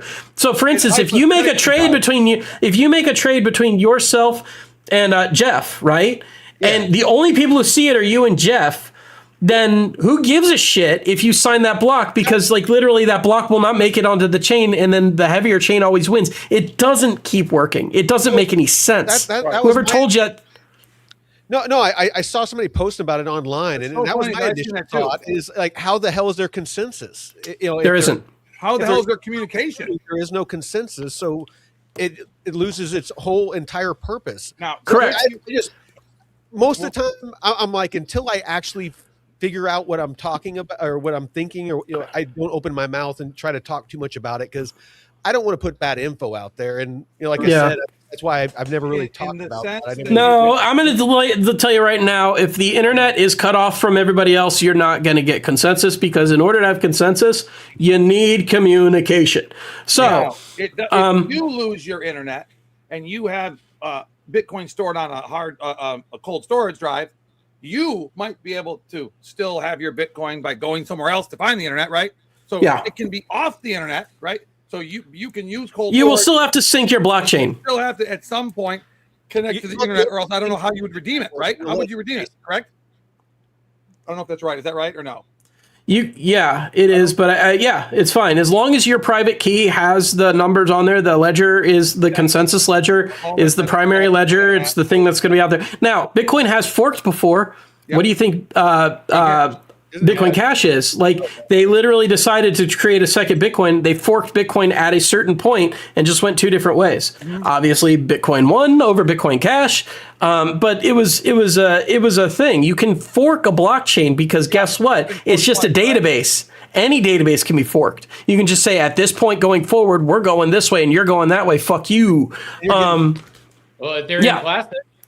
ETH and ETH Classic. ETH and ETH Classic. That's right. Exactly. Another Bitcoin fork too. Is it BSV or is it Yeah, BSV. And so, like, this is like, just, it's okay. This is my point, is that these are just databases, guys. And we either agree to consensus in the world that we have, or we don't. And so those fork events are technically partitions where everybody on one side separated their software from everybody on the other side, and they started using different clients. And so that's another way to partition. You don't even need the internet cut off. And so, like, this. Can you respond to the chat on Arena? They're talking especially about this. Radio waves. I'm still awake. If I think the internet is out, I'm hard, good, maxi. I don't know what you're talking about. Diversified in knives. if internet comes back to essentially resync, it works. It stays saved. That's why people have external keys too. Remember, there is Starlink, so global satellite internet. It's still on the ledger. Balances are stored on. So yes, the Bitcoin stays alive if the internet goes down, but you're not going to be able to do anything with it, right? Well, and Starlink still has terrestrial or earthbound correct, basically nodes. Is Malik double streaming this stream? God damn it, Malik! He's murking your stream on his stream. No, I was streaming before. Ding it's all good. Yeah, I know you were, but now we got two streams on Arena streaming the same fucking content. Anyway, as long as it draws people. You know that's overhead, right, bro? Everybody come say hi to DeFi Crypto and airdrops. Leave Malik. Come to see. They're the ones producing the content, you jackass. They're definitely not going to do it now. They're not going to do it now? Okay. He can't see your chat, dude. I already, what? He can't see your chat. Obviously, he can't see my chat. Duh. Yeah. Out loud. I was like, wait, what was that? So I was confused as to why it was so hard for us to pick that up. But anyway, so long story short is I'm on DeFi Crypto and Chill and DeFi Crypto and airdrops. They know. They watched me sign in with his email. Like everybody knows. They all voted to come over here. They told me to come here instead of going to Mix Stream.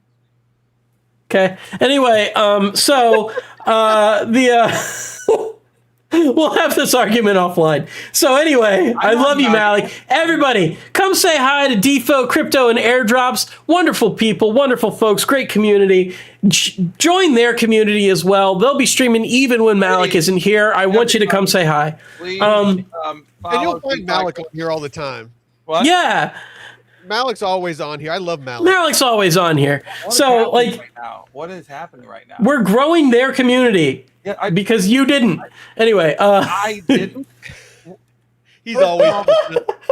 He's insulted. Malik, you look pretty today, man. You look really good. You look real. I like. Did you just shave that beard? Because it looks really trim and nice.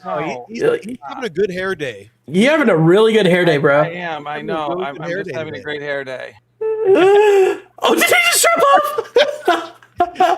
He just dropped off. Did he mug himself? Hold on, let me hear what he says. He's hi. He's like, what the fuck was that? You can't even hear. Oh man. So anyway, I'm that guy. I'm officially that guy. What? He knows what just happened there. Anyway, so Malik's hair is fine. Yeah, basically, I am not good with people. Anyway, so I'm laughing so hard my neck seized up. So long story short is that there's internet goes out, Bitcoin's got problems. Like if it's severed between continents, we got problems. But with voting protocols, that's not the case because you need a quorum of people who are on the validator list to actually come to agreement. And you can't do that if half of them are missing, or actually a third of them are missing. And in some protocols, only 20%. But a third of them are missing, then you can't actually come to consensus on any decisions. And so this is the difference between liveness over safety. In Bitcoin, it'll keep churning things. It'll just be wrong globally, but so it's not safe, right? But in a voting protocol, you need at least 33% of people 66% of people in order to come to any decision. So it is safe. And if you don't have that many people, the chain stops running. And then what do? You get on the call and you say, hey man, the chain stopped running. What are we going to do? I don't know. Let's find out what's happening. But what won't happen is the database will partition, meaning that the data will be different on different nodes. That's the cardinal sin in this stuff. It's happened to Solana. It's happened to Cardano. It's a fucking sin. You know what? Somebody asked me to ask you what your thoughts were on Cardano. And I kind of know, but I want to hear. I want to let you speak for yourself. Can you just use my face? The disdain. Look, they're really good at raising money. Yeah. No, He's good at mathematics. Says who? Him? That's about it. The Cardano paper was a hot fucking mess. It read like dog shit. It made no fucking sense. It was intentional, as far as I could tell, so that they could, like a good scientific paper does not read like that. Period. End of fucking sentence. So it isn't. It isn't. That's all I got to say. They had a partition error not that long ago. I'm just not of the mind that I need to talk about them. They got money. I have a very not like your personal life, but a very personal question to ask you. So it's 12 inches. That's what I thought. I wasn't sure, but a gentleman never tells. But from my toes. What's that? From the ground. Yeah. Ground. I figured. You look like you're a tripod. No, so no. Just sling it over my. Yeah. Just sling it over my shoulder. That's right. Walk around with a bow around my neck. Right. Martin balls in South Park. So my question is.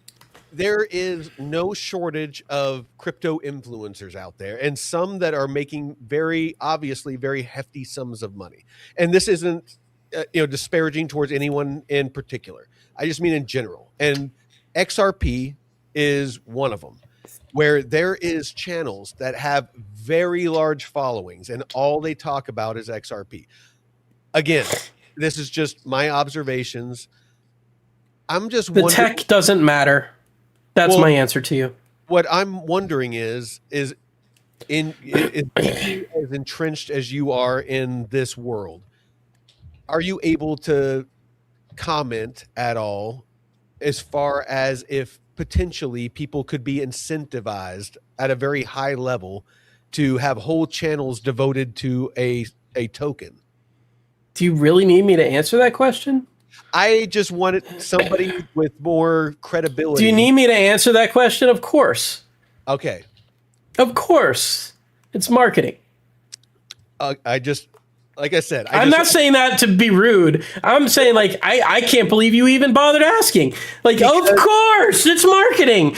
The budgets are coming out of marketing. It's like, what do you think these people are fucking experts? No. Me and Drew are two of the few that I've found that on, as far as an influencer in crypto that openly say, negative, like not negative, but just real tokenomics, real fundamentals about XRP, and people just tell us that we're fudding. And I'm like, listen, this is information off Ripple's website. This is data off of the XRP ledger.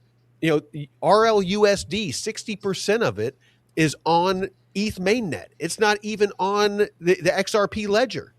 So XRP has no part in any of that value movement. Not even used as fees, which is 0.00001 XRP. So, I mean, you got a good brain. What's that? You got a good brain. Thank you, sir. Thank you. So all I got to say is this. I try not to speak ill of too many things, and you can understand why. Typically, this space is very good about not being litigious. Yeah. However, I have to back up 100% of what I'm saying, and things change so fast that sometimes it's not possible, and that is by design. And so I can tell you this. For instance, when Charles Hoskinson was doing his whiteboard sessions in 2018, they were all bullshit. Yeah. And he didn't know or thought he knew and was incorrect about what he was fucking talking about. And the guys he got up to do it, they were pitching ideas which are already disproven, like side chains and contract chains. And so at the time, I didn't even know that. And now I do. And now I'm like, fuck, I got conned by him. And so my take on this is that I also now know Ethereum co-founders, and they have spoken out publicly against him. And those are all published in books. And you should read those books. And I'm not going to tell you what those books are, but you should read those books on the original, on Ethereum and how it started and how, for instance, how Charles tried to set himself up as the CEO of Ethereum. And everybody else was like, what? What the fuck? What? Who the hell is this? And how he was going around and saying, I invented Ethereum. And everybody's like, what the fuck? No, you didn't. And like, this is all I got to tell you. There are low information people out there, especially in the early days of crypto, where they believed everything from everyone. And he was very good at capitalizing on that. And he still has a lot of money. And I'm not going to shit on the fact that he raised way more money than Avalanche did. Good for him. Ultimately, that's all that matters. Canton could have the best tech on earth. Can they raise the money? That's all I fucking care about at this point. Well, and obviously they can, and they have the adoption, but you're right. Is really what it comes down to with these projects is actual adoption and actual use of the network. Adoption doesn't mean shit.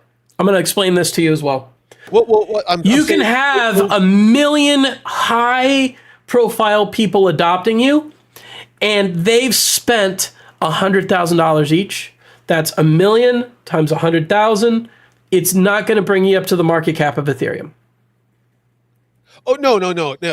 Honestly, I feel that's a whole nother conversation. Wait, is that right? Hold on.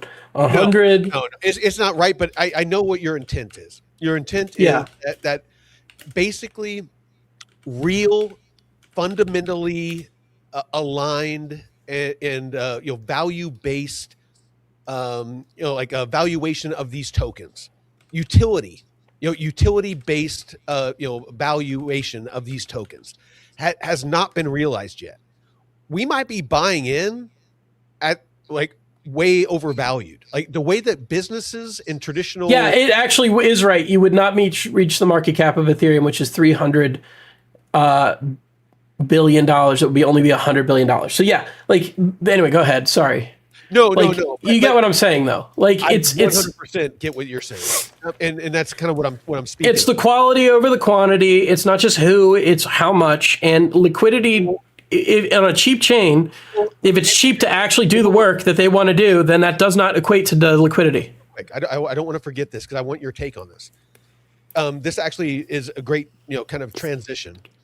So with XRP, this is something a lot of people were really bullish on the SEC Ripple verdict by Judge Torres, where she ruled that XRP, the token, is not a security being a stock in a company, basically, where potentially you could be paid dividends. So everyone celebrated that as being. That's not a security. By the way, that's a bad definition of security. It's the Howey test. Well, I understand the Howey test and the pillars of the Howey test. I understand that. Yeah. That does not necessarily mean that you're a company. It does mean common enterprise.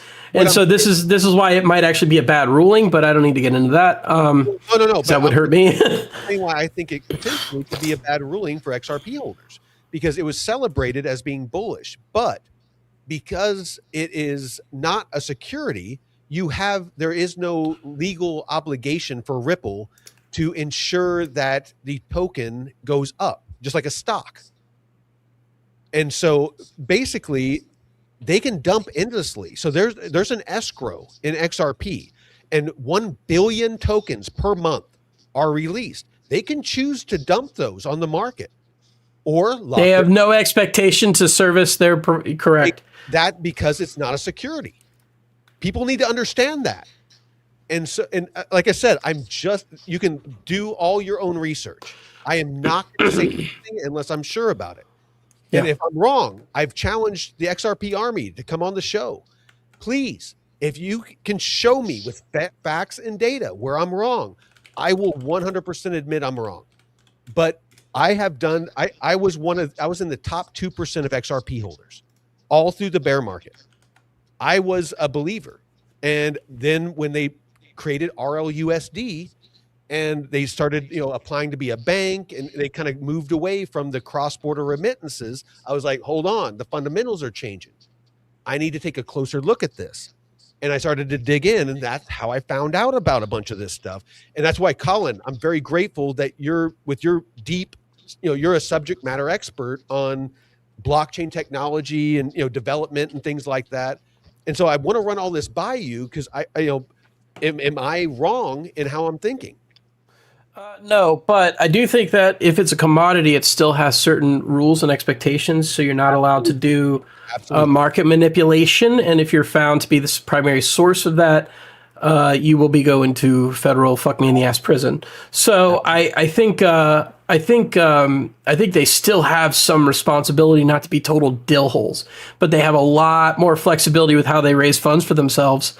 And so as long as they show reinvestment into the ecosystem, they're fine. Here's the thing. Who are they reinvesting into? Their friends. So it's just is what it is, man. Like you also are not allowed to conduct things like insider trading still. So if they know that things are happening, you're not allowed to trade off of those things if you yourself are the manufacturer of those things as an external party. So this, I believe, I'm not a lawyer, but I believe that's the case. So you got to be careful with this stuff still. If somebody's producing meme coins and they're helping to grow that meme coin ecosystem and they are buying it themselves as an internal person, knowing that it's going to go up, that is still, I believe, considered insider trading and market manipulation. That can happen in any ecosystem, including Avalanche. So you got to be careful about how these things, how you manage this stuff. I believe that those are not legal, and so they still have constraints, but they have no expectation of profit. No, exactly. There is, and that's one of the pillars of the Howey test. Is there needs to be an expectation of a contract, that there is an expectation of a return on the investment. It's one of the pillars of the Howey test. And forgive me if I didn't get that exactly right, but you get my gist. I think it fails on common enterprise.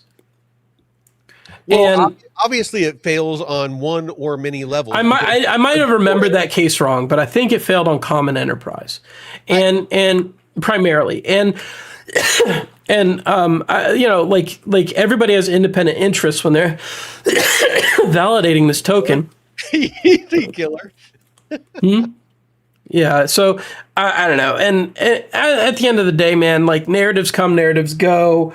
Institutions come, institutions go. I've been around long enough to not get hot on anything, unless I have, like inside baseball, which I never do anymore.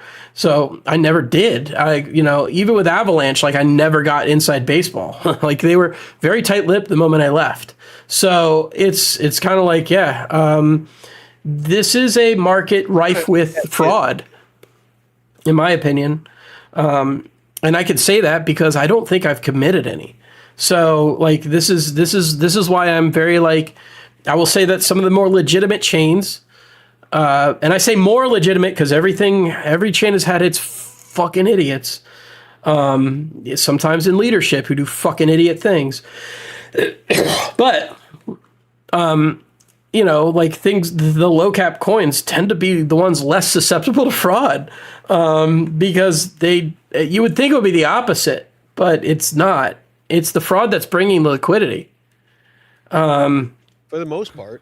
So if you see somebody top 10 and they're talking mad shit about tech that they don't know fuck all about and saying they're CEOs and founders of things that they weren't even with for more than a year, you might want to be careful what's going on in that ecosystem. I don't like anytime I start to feel like I instantly start to seek out, like in crypto and in crypto investing. I instantly start to seek out communities and narratives that are the opposite side of the coin. I detest echo chambers in politics and any topic, because as soon as you start to get into that hive mind, then you start to almost shun anything that doesn't. You get confirmation bias. You start seeking out only information that reinforces your belief that you have already. You don't go out and find new information. And if you're finding new information and challenging the way you think, at every fucking level, in investing, in crypto, in politics, in life, in relationships, whatever. You have to evolve as a human. Yeah. So what you're telling me is maybe guys aren't gross and I should start sucking dick? Absolutely. Cock there is we the go.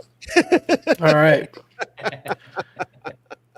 There's only my point with that was actually poignant. That was actually a valid point, and I feel like the humor of it like sort of like blows past it. But like at some point, you know what you like and you know what works, and you don't have to sort of like explore every fucking thing. You know what good looks like after a while, and like you know, I know that sucking dick ain't for me, right? And so you know what? I had a buddy when I was in the Army. I had a buddy. And whenever we went to the bar, he was a huge dude. The guy was massive. He's a fucking shit brick house. And the type of units I was in, we knew how to handle ourselves. And so we went to this bar, and his favorite thing to do to fuck with people is he would go up to the dudes that looked like that, you know, they were the shirt that was too tight and, you know, trying to look tough. He would go up to him and he'd be like, "Are you gay?" And you know, and they'd be like, "Oh, hell no, hell." He's like, "How do you know you're not gay?" He's like, "I've tried it 3 times. I know I'm sure." And they just look at him like, "I don't know what to fucking say right now." and he'd love to. He'd end up buying him a beer usually, but it was usually just he just loved so like. People. I'm crass. I get your humor. I come from a majority military area in Hampton Roads, and I think that's probably why I'm the way that I am. It's just like we have pleasant conversation, but we know how to make impolite conversation for the sake of humor. And like, yeah, I was right by Fort Monroe and like Langley Air Force Base and the Norfolk Naval Station. That's where I was raised.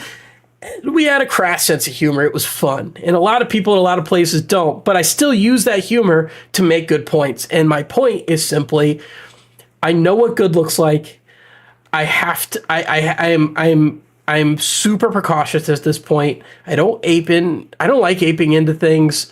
Meme coins are fun, but expect to lose all your money. You're going to talk about a package check when you're in Thailand or something. Oh, nah, I don't even bother checking. I'm just like, I'm in it. I'm in it to win it. You know, if you fooled me, you deserve the prize, right? All 12 inches from the floor of it. So yeah, we're gonna do a little dental check from behind. Anyway, so all right, moving on. There's something wrong with me, man. Anyway, so the point is that I don't think I need to constantly. I'm at the point in life where I've been in this space for about 10 years, and I don't need to, maybe a little less, but you know, close. And I don't need to know everything or follow everything. I could pretty much just look at something and go, that seems like bullshit. And then I place the onus on them to prove to me that it's not, and 99.9% of the time it is. So like, yeah. Again, why do we need crypto? What are the things we're actually looking for in this space, right? We're looking for liquidity. We're looking for fast transactions on a trustless network that anybody could join and leave.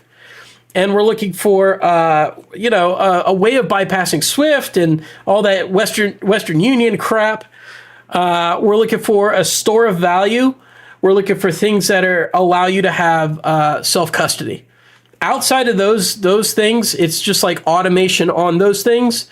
And that automation isn't unique to crypto. You can do that in everything. So that's even not crypto. So you could even do automation through just regular paper contracts. When this contract executes, this thing will happen. And so like, this is why I'm very much of the mind that, the use cases for crypto are very small.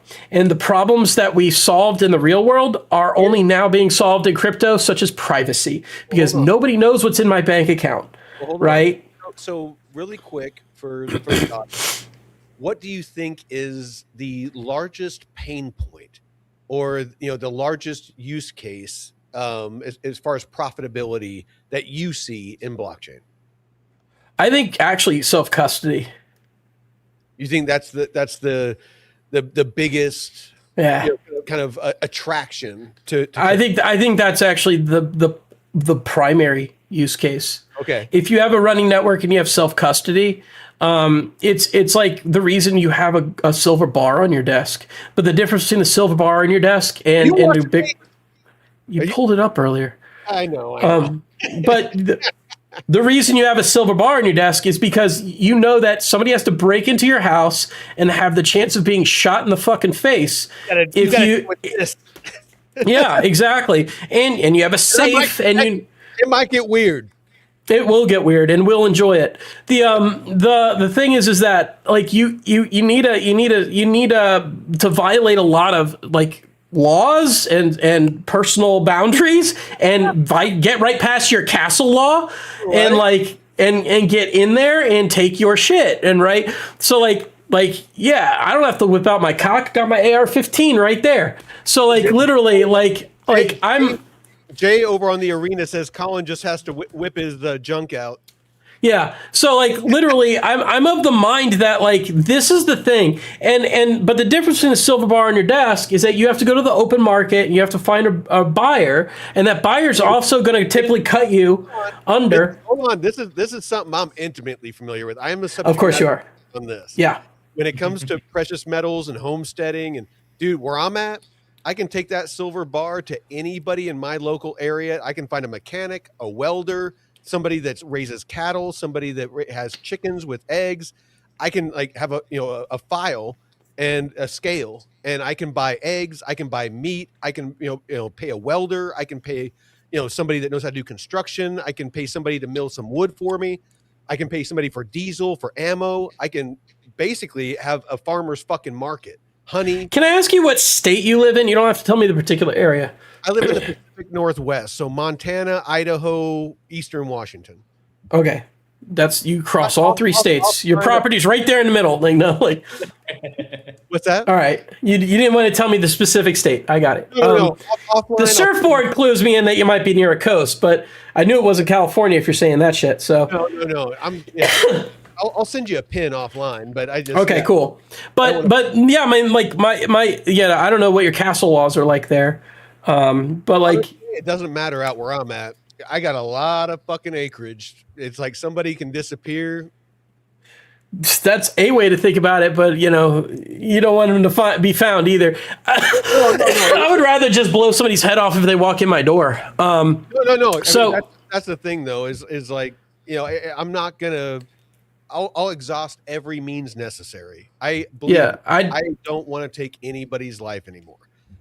But if they mean me harm, if they're going to hurt people I love, I will not hesitate in the slightest. Yeah, if you're breaking into my house, it's over. I will not hesitate. And like, yeah. So like, this is like a difference. Like I just went to Finland and my girlfriend Hapu is Finnish. They have a very different culture there. She's like, if you don't respect somebody, you stab. If you respect somebody, you stab them. I'm like, there is nobody I respect enough to get into a knife fight with. Like if you come into my house, you're fucking dead. Don't tempt me with a good time. I'd love me some edged weapons. Oof. Well, good for you. I don't think so. I'm not as trained as you are. So anyway, the point is that it's like you have to violate a lot of personal boundaries in order for somebody to get your crypto. One of them being they need to break into your ledger device. So it's a wrench attack, full on, nonstop, full stop. That's one of the reasons why I got into crypto is I have ammo, which I can use as currency. I have silver and gold that I can use as currency. Right. And I was looking for something digital that was more liquid that I could, somebody that I'm not face to face with. Right. I can exchange value for goods and services. Yeah. And so I wanted a digital version because then all my bases are covered. No matter what happens in the world. If I can transfer value for goods and services digitally and physically, I'm covered on all fucking bases. There you go. And so you just discovered the real use case of crypto. Yeah. All this DeFi stuff is fun, but it's gambling. It's a casino. And so like literally it's a lot of people make their money off this casino because they know how to use it properly. They know how to work the roulette table. But I don't know how to play fucking roulette. I know how to hold crypto and keep it safe. And so I do. And so my private keys aren't anywhere near me. and like they would have to literally break into 3 separate places to fuck me. And they're going to have to believe me when I tell them that, because if they come in here with a wrench, I'm getting knocked the fuck out. I can't give it to them. So like this is like the way that crypto is actually interesting, is that you can split your risk into, you know, N of M places. And that is the self-custody that you would normally only get from major institutions at extremely high costs. But you don't get that. You don't have to worry about that with crypto. Jeff, you have been very, very quiet there in the top right-hand corner. Yeah, I'm a talker. No, I am too. But the thing is I have no problem with how much you're talking, Colin, because you're educating me as well. Anytime anybody has something to say that I find highly valuable, I fucking love it, because I love learning. But Jeff, what are your thoughts on crypto? What are your thoughts on, you know, kind of what Colin just, you know, kind of dropped on all of us as far as, you know, the real utility of crypto?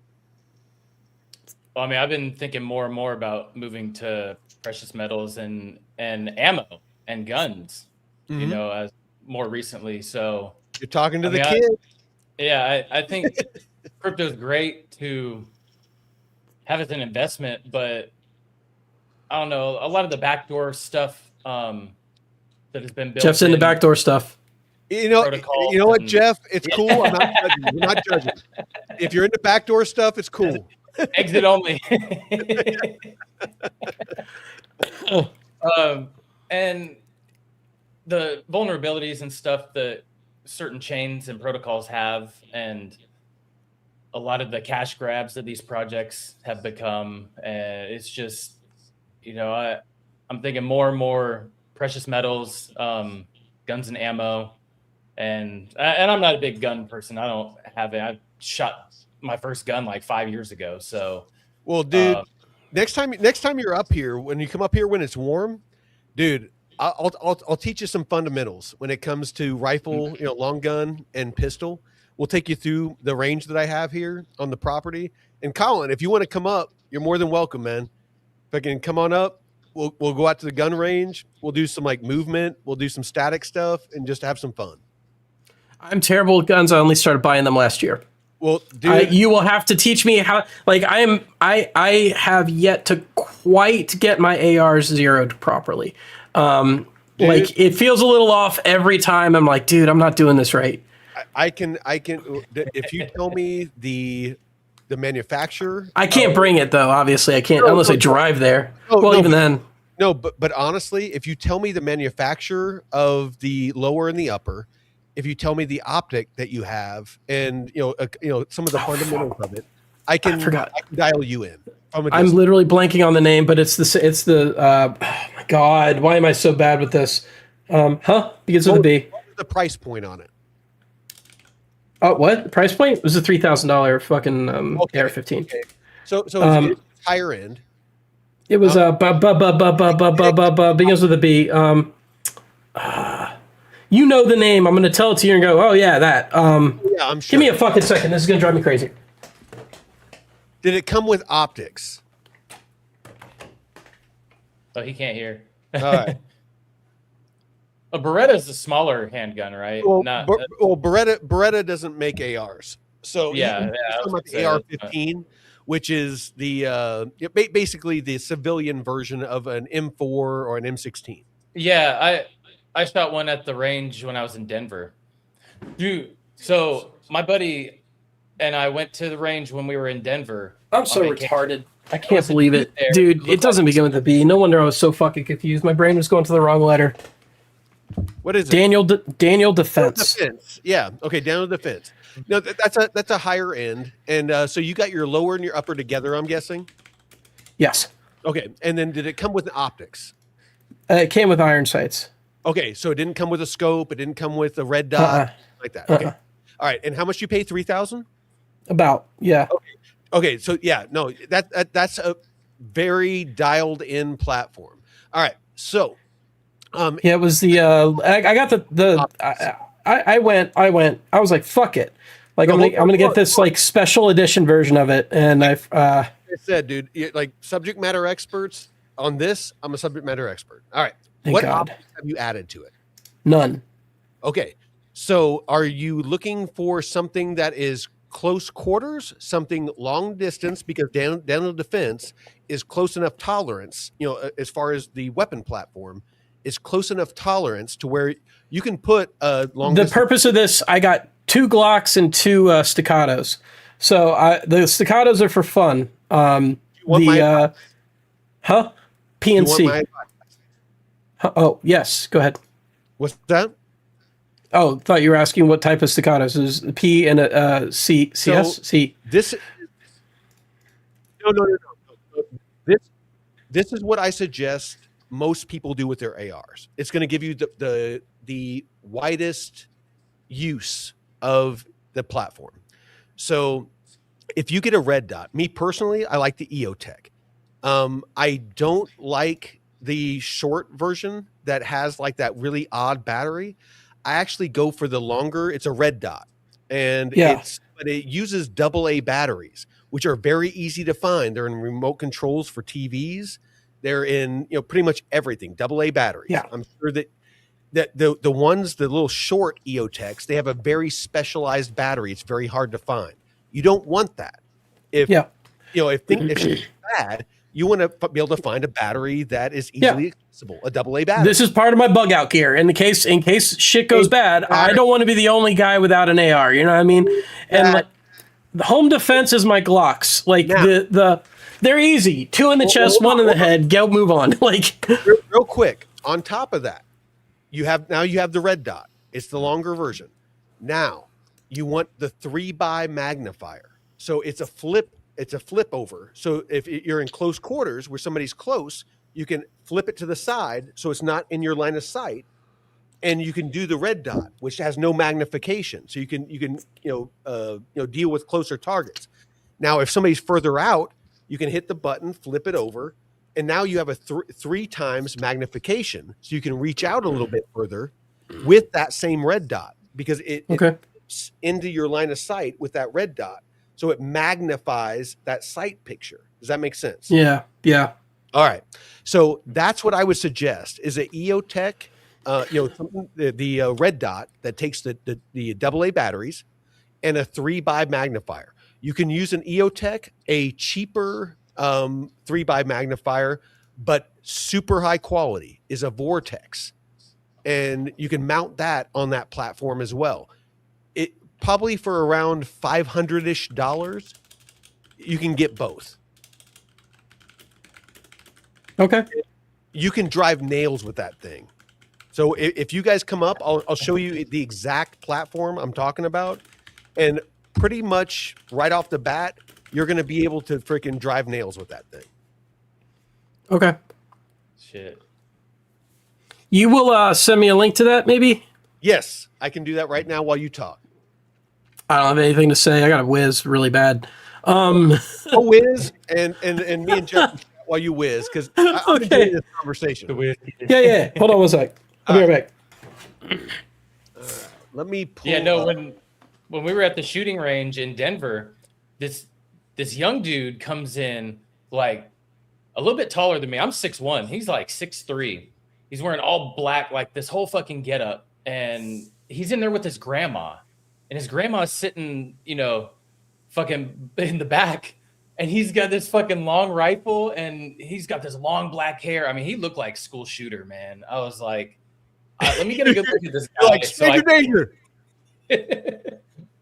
I was keeping an eye on him, dude. It was really funny. But yeah, we were in there shooting a few things, and I was working up a sweat, man. It was quite the workout. No, and it's actually essential that when you're practicing your shooting, and I know that we've like fucking gotten totally off crypto, but that's crypto and chill. It's important that when you're practicing shooting that you get your heart rate up. So like me personally, sometimes I'll actually put you can probably see it here. I'll move the mic out of the way. Oh, the pack. Well, yeah. Well, you saw it when you're up here at the cabin. Yeah. I got the body armor and the helmet. I'll actually put that on, and that's like an extra like 30, 40 pounds. And then my rifle's another like 8 or 9 pounds, and I'll go out and shoot. And then and then I'll do a round of shooting, and then I'll run up the mountain, run down and run around and basically get my heart rate up, and then shoot again, because you want to train how you fight.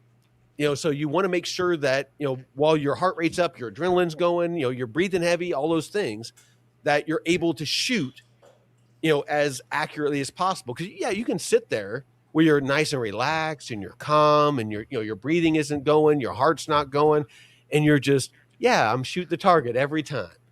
But as soon as your heart rate goes up and your adrenaline's going because you're getting shot at, and all this different stuff, or, you got to simulate that by, again, going on a run, getting your heart rate up, getting your adrenaline going, getting those endorphins going, getting, your breathing and all that stuff where it's erratic, and try to do the same thing. If you're in a real life situation, you're not going to be calm and, exactly.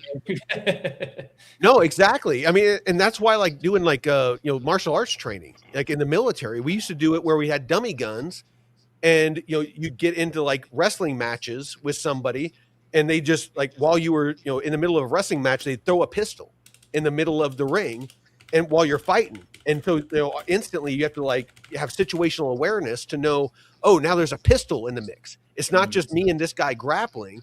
It's now there's a pistol that we're fighting over to, get the advantage on the other person. And so you got to grab that. And now you're fighting over that, and you got to, be focusing on that. So, it's a constantly evolving battlefield that you need to, be situationally aware enough to, be able to shift your focus while the adrenaline's going, while you're fighting and getting hit in the face, and, all this different stuff. So that's, kind of what you need to, I don't know. Sorry, I'm getting all kinds of excited about something that I'm very excitable about. Yeah, for me, they were just a tool. I just resigned myself to the idea that I need it, that things could go bad at any moment. And I went to the range probably about 8 times, and I got my concealed carry. 4 times to get my concealed carry, so it's about 12 times. And that's about all the practice I have on this stuff. I don't intend to hunt. It's not something I'm really super into. I really just want to know that when I live in the DC area, when shit goes down, where do you think it's going to go down? It's going to go down here. It's going to go down in New York. It's going to go down in Seattle. It's going to go down in Chicago. Well, and it's very possible that things could go down. And so I wanted to be the guy who has the bug out bags, who has the tools, who has the med kits, and who has fucking weapons. You're talking to the kid. If you ever want formal training on ARs and transfers, if you are shooting your AR and you run out, or you get a misfire or something, and you want to transfer to your pistol, and I ran emergency preparedness company for quite a while, and then of course the precious metals. I'm a homesteader up in the middle of nowhere, ex-military. Most of the stuff I did in the military was high level, I'll just say. Where do you buy your gear? Like Stealth Angel, or what are the sites you like to use? Honestly, most of the stuff you'd probably laugh at. I can build an AR for around a good AR that's accurate and reliable for around $800. Jeez, nice. Yeah, I go overboard. I don't know what I'm doing, so I'm just I'll just get the number, and it's a bad idea. When I brought my staccato to my my concealed carry CCW class at the NRA, because NRA headquarters is like 3 miles up the road. They laughed at me and were like, "This is like giving a Mercedes to a kindergartner." And I'm like, "Oh." They're like, "What's going to happen if you use this in self-defense?" I'm like, "I don't know." They're like, "The police are going to take this gun. How much did this gun cost?" I was like, "About $2.25 grand." And they're like, "Yeah, so get something cheaper for self-defense." So I wound up getting 2 Glocks and another staccato to round it all out. But it's like I had to learn this stuff the hard way, and now I'm kind of it's just something I want to have, but I need to learn how to manage it better, So I'm definitely interested. Yeah, no, dude, reach out to me. I'm more than happy to help. I mean, do a stream on that. Honestly, I know it's weird. I have spent a lot of time since I retired about 10 years ago to reinvent who I am, and this crypto thing is part of that. But after 22 years of being that, just like that being my whole identity, I needed to figure out who the fuck I was. Like, I totally get like people that were in prison for long periods of time. I get it. Where you get like institutionalized is in the military when you're like everything is structured. You have a laser focus on what your mission is. All of that structure. I get it. You get up at this time, you go to bed at this time. This is what you do. It's just I get it. And to get out and just have that like severed instantly, there is a huge adjustment. So I mean, that's kind of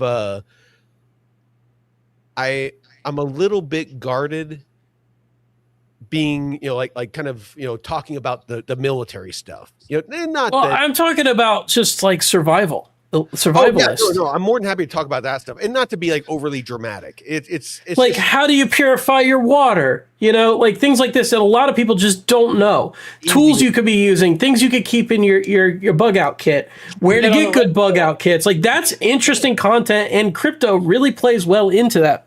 Dude, I can talk for days. I know you could. Yeah. So by the way, getting out of crypto is kind of like my getting out of prison thing, by the way. Like when I got out of coding, and it was like, I can only imagine, dude. I mean, like as steeped as you are, and that's why I find it so infinitely interesting, and why I have no problem with just letting you talk is freaking like the amount of knowledge that you have, not just about the technology, but about like the beginnings of some of these projects is like just such, I mean, it's so deep. And that's why I even reached out to you, personally. It was like, would you be willing to come on the show and do an interview? Just because, I mean, I genuinely. This basically was it, kind of, a little bit. What's that? This kind of was it, a little bit. Where did Malik go? He didn't have to leave.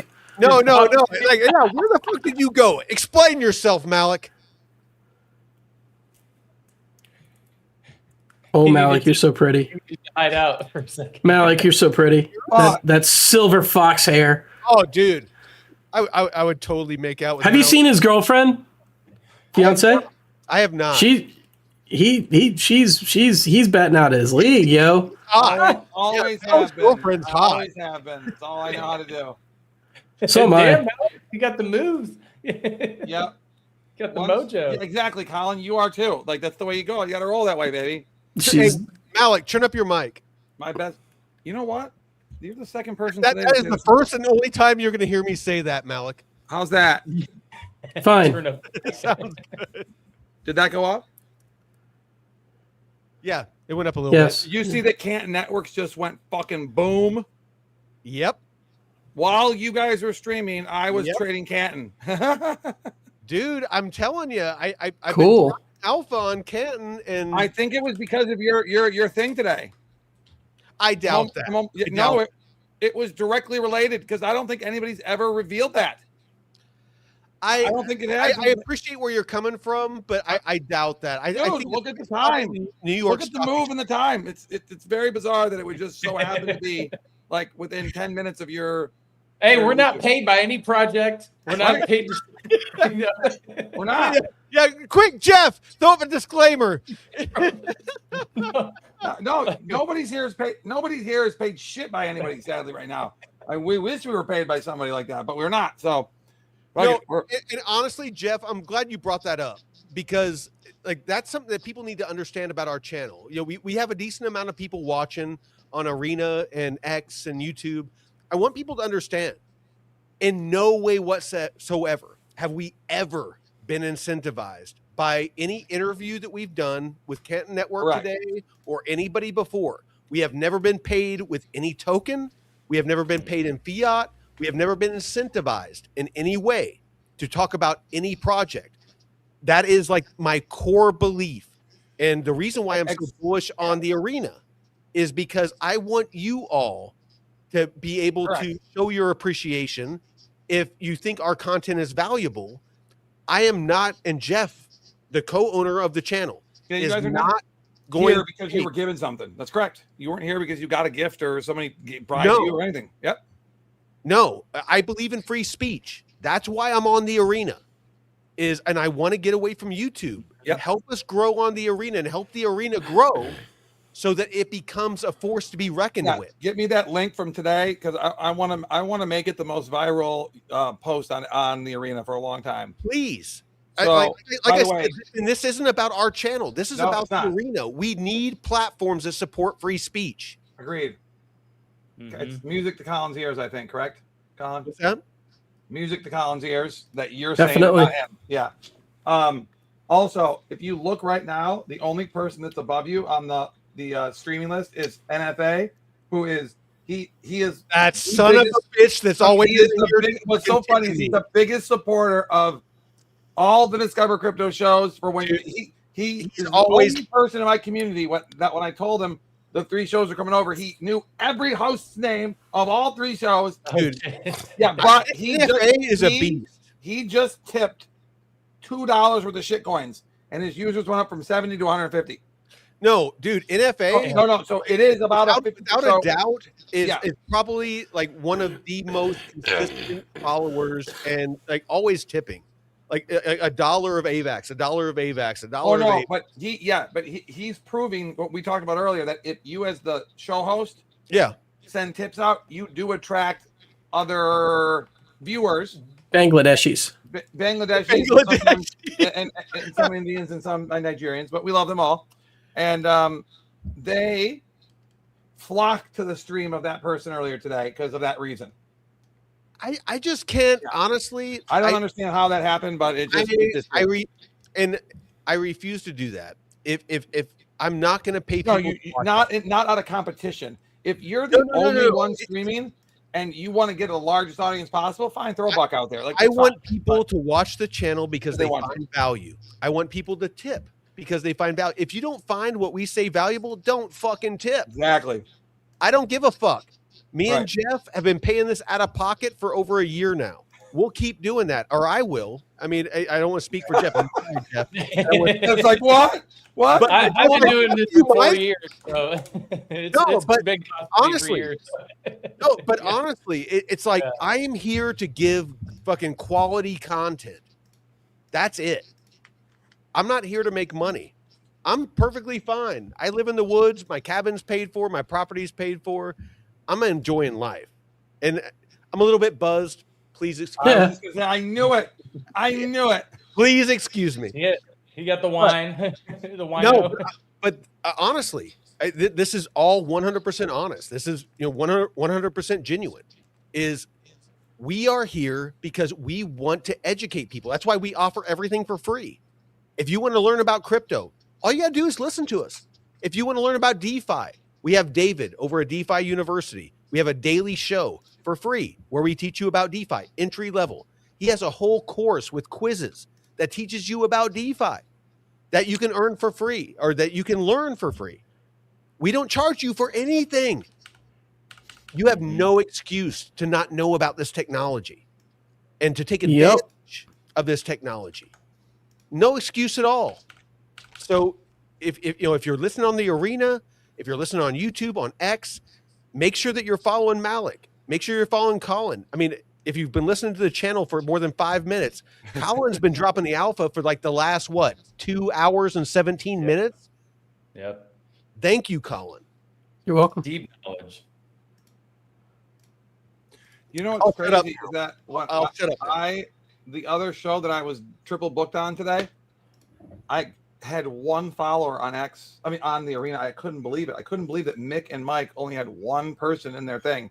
So I went over there to just try to get more people in because it's like sad when you see someone not have more than 1 person in the arena. It doesn't make sense. So look, can you share my screen or not, Jeff? Do you have that power? Are you administrator? Oh, yeah. So when the second I shut mine down, right? This is exactly what it looked like, except the adoption pod was 1. Okay. And maybe it was like 30, 15. Somehow he started tipping, right? On purpose. And he never expected to get the amount of people he did. Like he was like, what the fudge balls? Because now he's at 170. I think it's the most that video games ever had, or him for sure. Damn. But you're at like 55, which I know is 55 like actual listeners, right? Who have pretty much stayed here the whole time and are definitely high quality listeners, because the subject matter is very difficult, right? So it seems like there are people that are here on the arena for the content. There are also people here for the tips, and God bless them if they want to go somewhere else for the tips, because I kick them out. So, I mean, like that's our stream doesn't allow tip seekers. I think you got a tip on the arena. I think you have to thank somebody, Jeff. Oh shit, it's fine. I just think it's a good. Colin, hey, It was Colin. Wait, what? No, there was somebody else too. I and swear. Hapu. Man, And Mr. Peaceful. we Mr. got the power shit. couple. We got the power MD. couple. All right. Oh yeah. What did I miss in the 2 seconds that I was not in the chat? Oh my god. Oh, Mr. Peaceful tipped twice. Oh shit! I apologize. When you're on these crypto and chills, or if you're on the red pill, just accept that I'm probably going to be buzzed, and I'm not going to notice a lot. So that needs to throw out a bitch or two, or else we don't believe he's really on an alcohol-fueled chant. Now, what's that? Is What's there that? Sorry. Pop up on there for the Colin, look at you, dude! How close are you to a champion now? Deep bet you're getting there. I'm getting there. Oh no, trust me. All tips get instantly transferred after we end. Will get transferred into arena and staked 100% of whatever we're tipped. So if you get if anybody gives you an altcoin, a meme coin, doesn't matter. Anything. Me and Jeff already talked about it. Goes into arena. Good. Me and Jeff already talked about it. Anything that is given to us on the arena is instantly after the show's over turned into freaking arena and stake. Colin's freaking crushing it, man. Damn, you are too Shit. generous, man. That Colin just hit us again. Do I need to repeat myself? Hey, look at that. Dude, you guys are going to be, I think you're champions now, or very close. You're getting close. You know what? Like I said, I don't care how much it is. Honestly, I really want people to understand. Like, we're all about Colin to follow. Go follow Colin. We're all about. You need 1 million to be a champion, so you're probably a far way. We got to wait. I think they got like a $500,000 now. I really want people to understand that the whole premise of this channel is I don't want to be the subject matter expert. Me and Jeff, we want to find people that are Taylor, my brother, who is the estate lawyer. He speaks from a place of deep knowledge. He owns his own law firms. He owns his own title companies. Jeff, the other Jeff, he is a licensed financial advisor. There's another Jeff? Yeah. My brother Taylor, it's his business partner. Okay. He's a licensed financial advisor, has been for decades. So traditional finance, building portfolios for the ultra wealthy. So he understands how to structure. Taylor actually owns a couple of title companies, and they do wealth preservation. So that's what, kind of that money talks that we do every Monday. Mm-hmm. That's what we talk about is wealth preservation, tax mitigation, things like that, small business formation, trust, wills, things like that, things that help you protect your wealth. Colin, obviously deep knowledge about blockchain and how blockchain works, and kind of the early stages and the early projects, and what the actual use cases really are, not just hype and talk and this is what we hope it can do someday, what it can actually do. Jeff, freaking airdrop Jeff, he knows all airdrop. Freaking Malik. Honestly, what I find most Malik, I don't think I fit in that sentence. No, dude, what I find most interesting about you has nothing to do with fucking crypto or blockchain. It's, dude, you have some interesting fucking stories about Hollywood. Being a producer and just hanging out with Adam Sandler, and oh man, this guy's got tales. Just crazy. Dude, Martin Scorsese going to freaking Japan. Dude, film the movies. I feel like I've been to Japan, even though I haven't, because we turned Taiwan into Japan, basically, like literally. Oh, was it Taiwan where you filmed that? Because Japan would have cost an additional $40 million. Ooh, fuck that. Yeah, Taiwan. Yeah. Well, but the problem is that Taiwan was effectively the only country that we could get to. There might have been like a communist country or island that China had, but it was the only place that, like, topographically, like, it literally is almost on the exact same, what's it called? Like Parallel. You know what the stupid lines we learned. Longitude and Longitude and latitude. It's on effectively the same. Which is the one that goes parallel? That goes this way. Just say parallel. Okay. It has parallel latitude. Latitude. Right? Yeah. Latitude is side the long ones. Yep. I remember that from like third grade now. Longitude is up and down. Thank you, Apu. The people love me despite my flaws. It's how the way the world works. Ask Vienna. Honestly, I love you, brother. I love you. I feel very loved right now. So, yeah. So, but they literally 2 months in China would be 6 months shooting in Taiwan. That's how the cost difference was. So, damn. Dollars. So, speaking of flaws, mine is that I get tired very easily on these things. Too. And I think I need to fade out, man. No problem. I hope you understand. It's also like 10:30 at night here. I want to chill out. I got a 6:30 a.m. meeting. Some cookies, some milk, some fucking heroin, just like have a nice heroin and chill night, If you need a video chat, whatever you need to do. I was going to say, no, it's actually like really late for her right now, which is another reason why I want to get off. It's like at 4 in the morning.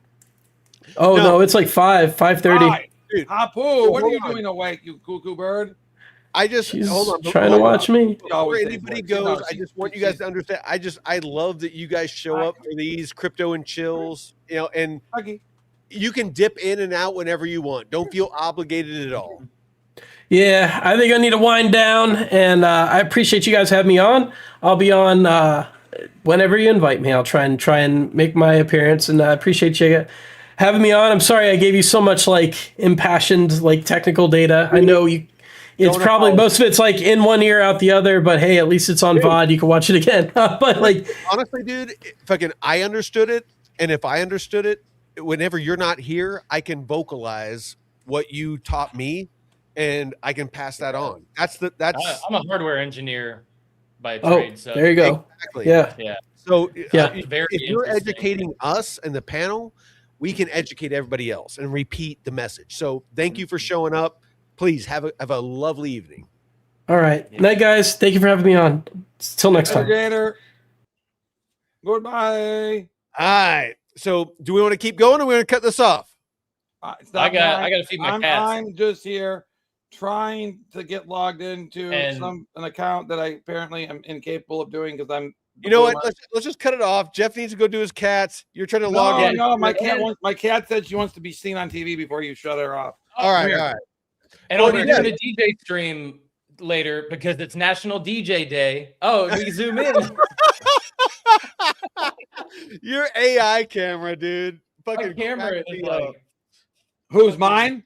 No, Jeff. Whenever he does, dude, have you not seen when? Okay, so I just figured out today that this one doesn't move me much, but this one, hold on, no, a lunatic. Well, Jeff, whenever he does like this finger movement, zooms in and zooms out. Which camera does he have? Because mine, mine's looking at the wall right now. The OBS bot too. Oh, mine. I've got the Insta360 AI camera thingy thing. Watch, see, it just caught me. So holy shit, the chat is going crazy. See, so if you do this. Oh, you know what? This light. Oh, this background. For some reason, it doesn't see my hand signals, so I have to turn the lights off behind me to get it to go. Because this right here, they made it. I swear, whoever built this is trolling all of us. This is zoom up. Oh, it did it. So, and this is zoom down. Look. Oh shit! Now it's doing it. Oh, it started to. I know. I think you have to pause and then maybe do it slower. Maybe do it slower. This is supposed to be to get. Yep. It worked. Okay. Whoa, that worked. I'm actually shocked. It's amazing. All right. And then that's the key. You've got to get it to agree that it sees you. Oh, there you okay. go. Sweet. Yeah, for mine. Where'd you guys go? Hold on. We're having technical difficulties. That's okay. I hear I'm you. new. I was like, why am I by myself? What's going on? I'm new. All right, let's do this. There we go. Dude, I figured out today on StreamYard how to do this stuff today. Drew showed me. Drew is so overwhelmed with work. Like, he never has time for like basic questions. I always extend an invitation for him to come but now at 8 p.m. he's pretty much kids. No, yeah. That's what I want to get at. Is I want to give a shout out to Drew because that guy is fucking awesome. I love that guy like a brother, and I want to make sure that that's understood because that guy, I've worked with him on multiple projects. The guy is a fucking animal. He's a workhorse, and I want people to understand what he does on a daily basis. Like, even in a fucking bottom of a bear market, that guy getting up at the crack of dawn, driving like 2-3 hours. He's commuting. Dude, his commute alone is like going to the gym, to being a bonkers person. Goes to the gym for like an hour, then shows up to work. He prepares for multiple shows, 2, 3, 4, 2 in a row sometimes with me. Yeah. And sometimes he's on live, talking like we're talking now. And sometimes he's behind the scenes, working the sticks, working the chat, doing all that stuff. He's, making thumbs. He's doing, that guy is spinning like 18 fucking plates at work. And then after work, he's commuting back home 2 or 3 hours, and then has all of his fucking brood of kids, which he loves to death, and his wife, rightfully so. Thankfully, his kids, I would say, are average on the spectrum of difficulty, right? Average. He doesn't. My brother has one that is definitely not average. Okay, she is an absolute terror. I mean, to the point where he has said the words to me, dude. I think I need to hire a babysitter just to watch her because they're so worried about her. Now they're a little bit overzealous because they're COVID parents. When you had your first, I think parents that had their first baby during COVID are very like tense. Because there were so many rules and all the shit you weren't supposed to do. So, but I think they're getting less like that now, which is great. But the middle one is just she knows she's only 3, but she knows what she's doing completely. The little look at her, she's like, she knows she's being a little devious son of a bee, but she doesn't care because she knows she's 3, so she can get away with it. Very, very weird. Oh no. Very weird. So you guys can get what is Lovin's AI? Oh, I love my AI webcams too, except for the one that doesn't like me and just constantly does weird stuff. But I'm giving Colin and I know I'm trying to read that. I'm trying to. Yeah, I'm giving Colin and Hapu a hard time. I'm like, oh, the cute little couple. Blockchain report. I got to tell you, I agree with you. This camera, until I learned the settings on the computer, it had a mind of its own. It was more than annoying. It would zoom in at the oddest times. It wouldn't zoom in like when times it made sense. It would just zoom in like randomness, like right in my face, like Like I my nose hair on purpose. I hate when mine goes out of focus and then it won't go back into focus. That's what I hate. Well, shit. I mean, we can probably, like Jeff, if you need to jump and go feed the cats, we can probably end this, cut this off. Yeah. Yeah. I mean, that exactly, May. Yeah, I'm always very nice to my knowledge drop by Colin. Yeah. I just say good things. You guys, Jeff, closing thoughts. Yeah. I like where your head's at. Go ahead. Yeah. Check out the interview that Mike did with Canton, COO, earlier today. Share it out. And go follow Colin. Go follow Malik. These guys have great information and stuff that they're sharing out daily, and just help support other creators in the space. And come check out my arena channel within the next hour, because I'll be jumping on doing some what are you doing? Oh, you're gonna do a little wiki whack? No, National DJ Day, man. Me and Jeff were talking about earlier that he needs to start doing some DJ stuff on the arena. He's gonna be going live. You know what, dude? I'll look at that. Yeah. Dude, I'll actually tune in. I'll actually tune in. I'm going to stay on for it too. No, I'm going to take a shower. Shirtless. Well, dude, don't tempt me with a good time. But I'm going to I'm gonna go take a shower and then I'll come back and check it out, man. Oh hell yeah! I'm gonna go shave. I look like a baboon. Shit shower. You know shave. what? You have that rugged masculinity going on. But if now. I go one more day, it's not gonna look rugged masculine. It's gonna look mad scientist. I can't grow facial hair for shit. I go from rugged masculine to mad scientist. Like Jeff has the patchy Joe Dirt, kind of facial hair. If I grow, the light that you're using on your light of your camera is now okay. There it is. Yeah. See, I can grow like a full mustache, but I look. You can Hispanic. get a full, but you don't have. You're not. Dude. This would be the hard part, right? Yeah, yeah. How old are you? You know the fucking irony, dude. The irony is this. It's like, is that because you're bald, or did you just go bald because it's easier? Honestly, it got to where like this was so thin. It's like, what's the crazy fucking that point? we have so much hair, but then they can go. I don't understand. How dude, no, this was like baby fine. This has always been like I can pick this out like literally like an afro. Like I can you could have something living in it if you weren't taking care of it, right? No, dude, if I pick this out, it gets to be this big.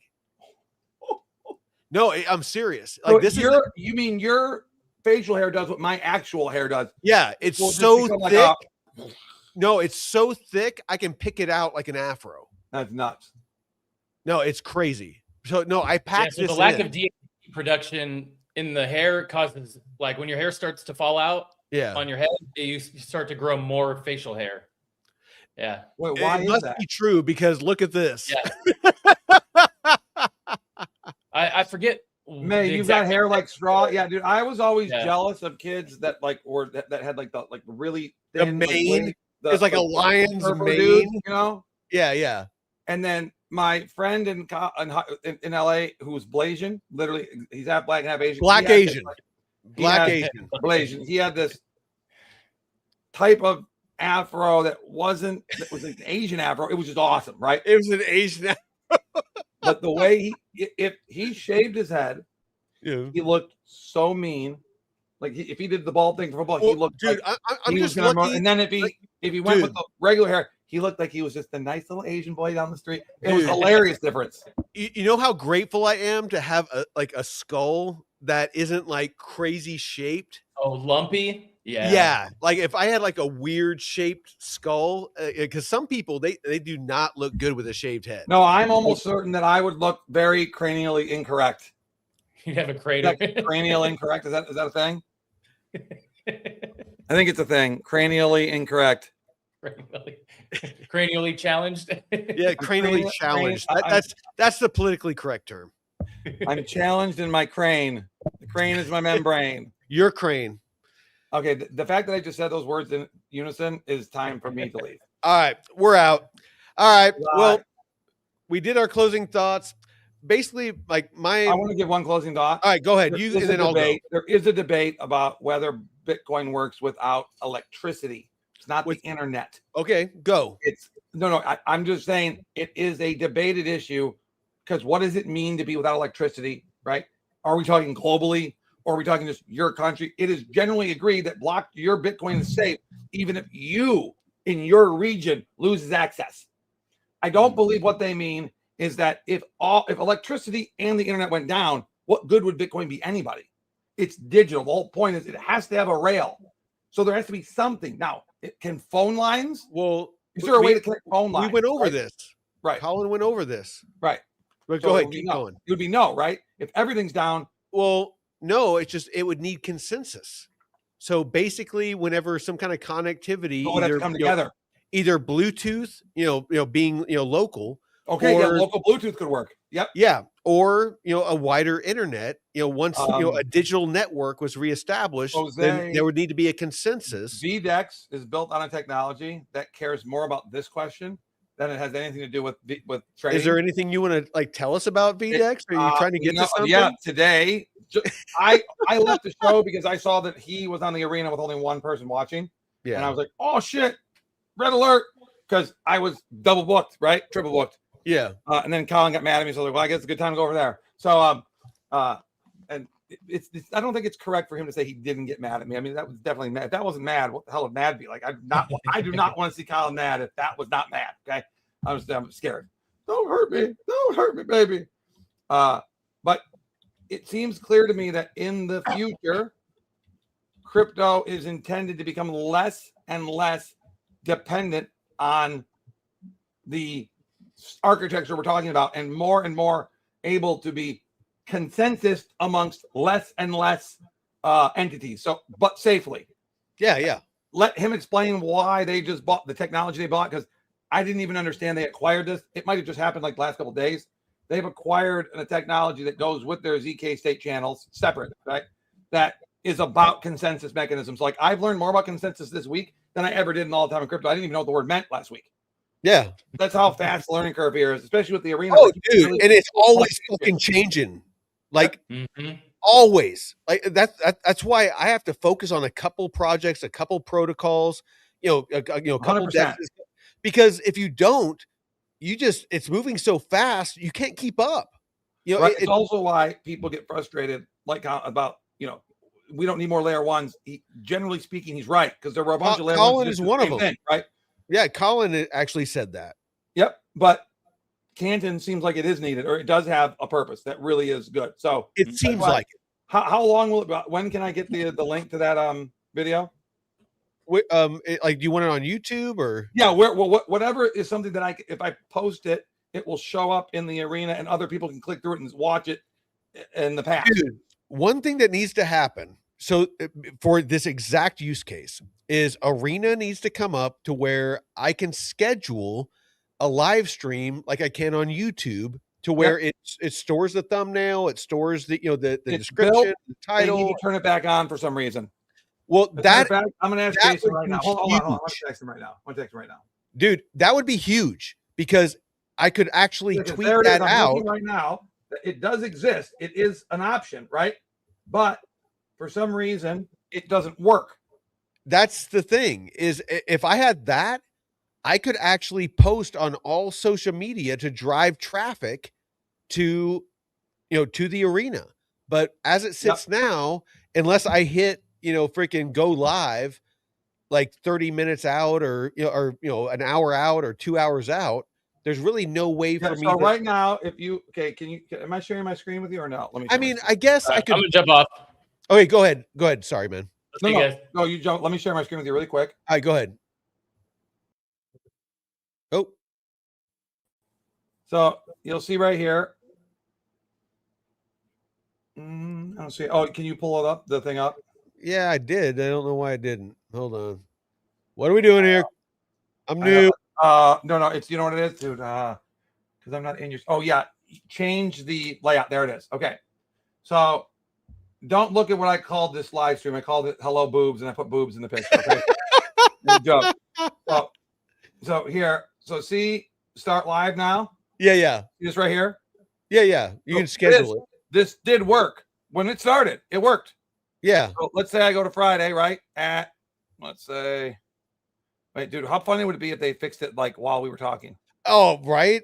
Or maybe I'm just an idiot, dude. No. You're not watching this. Schedule live stream. It did not. What happened?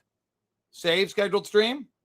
And it works. It works. Oh shit.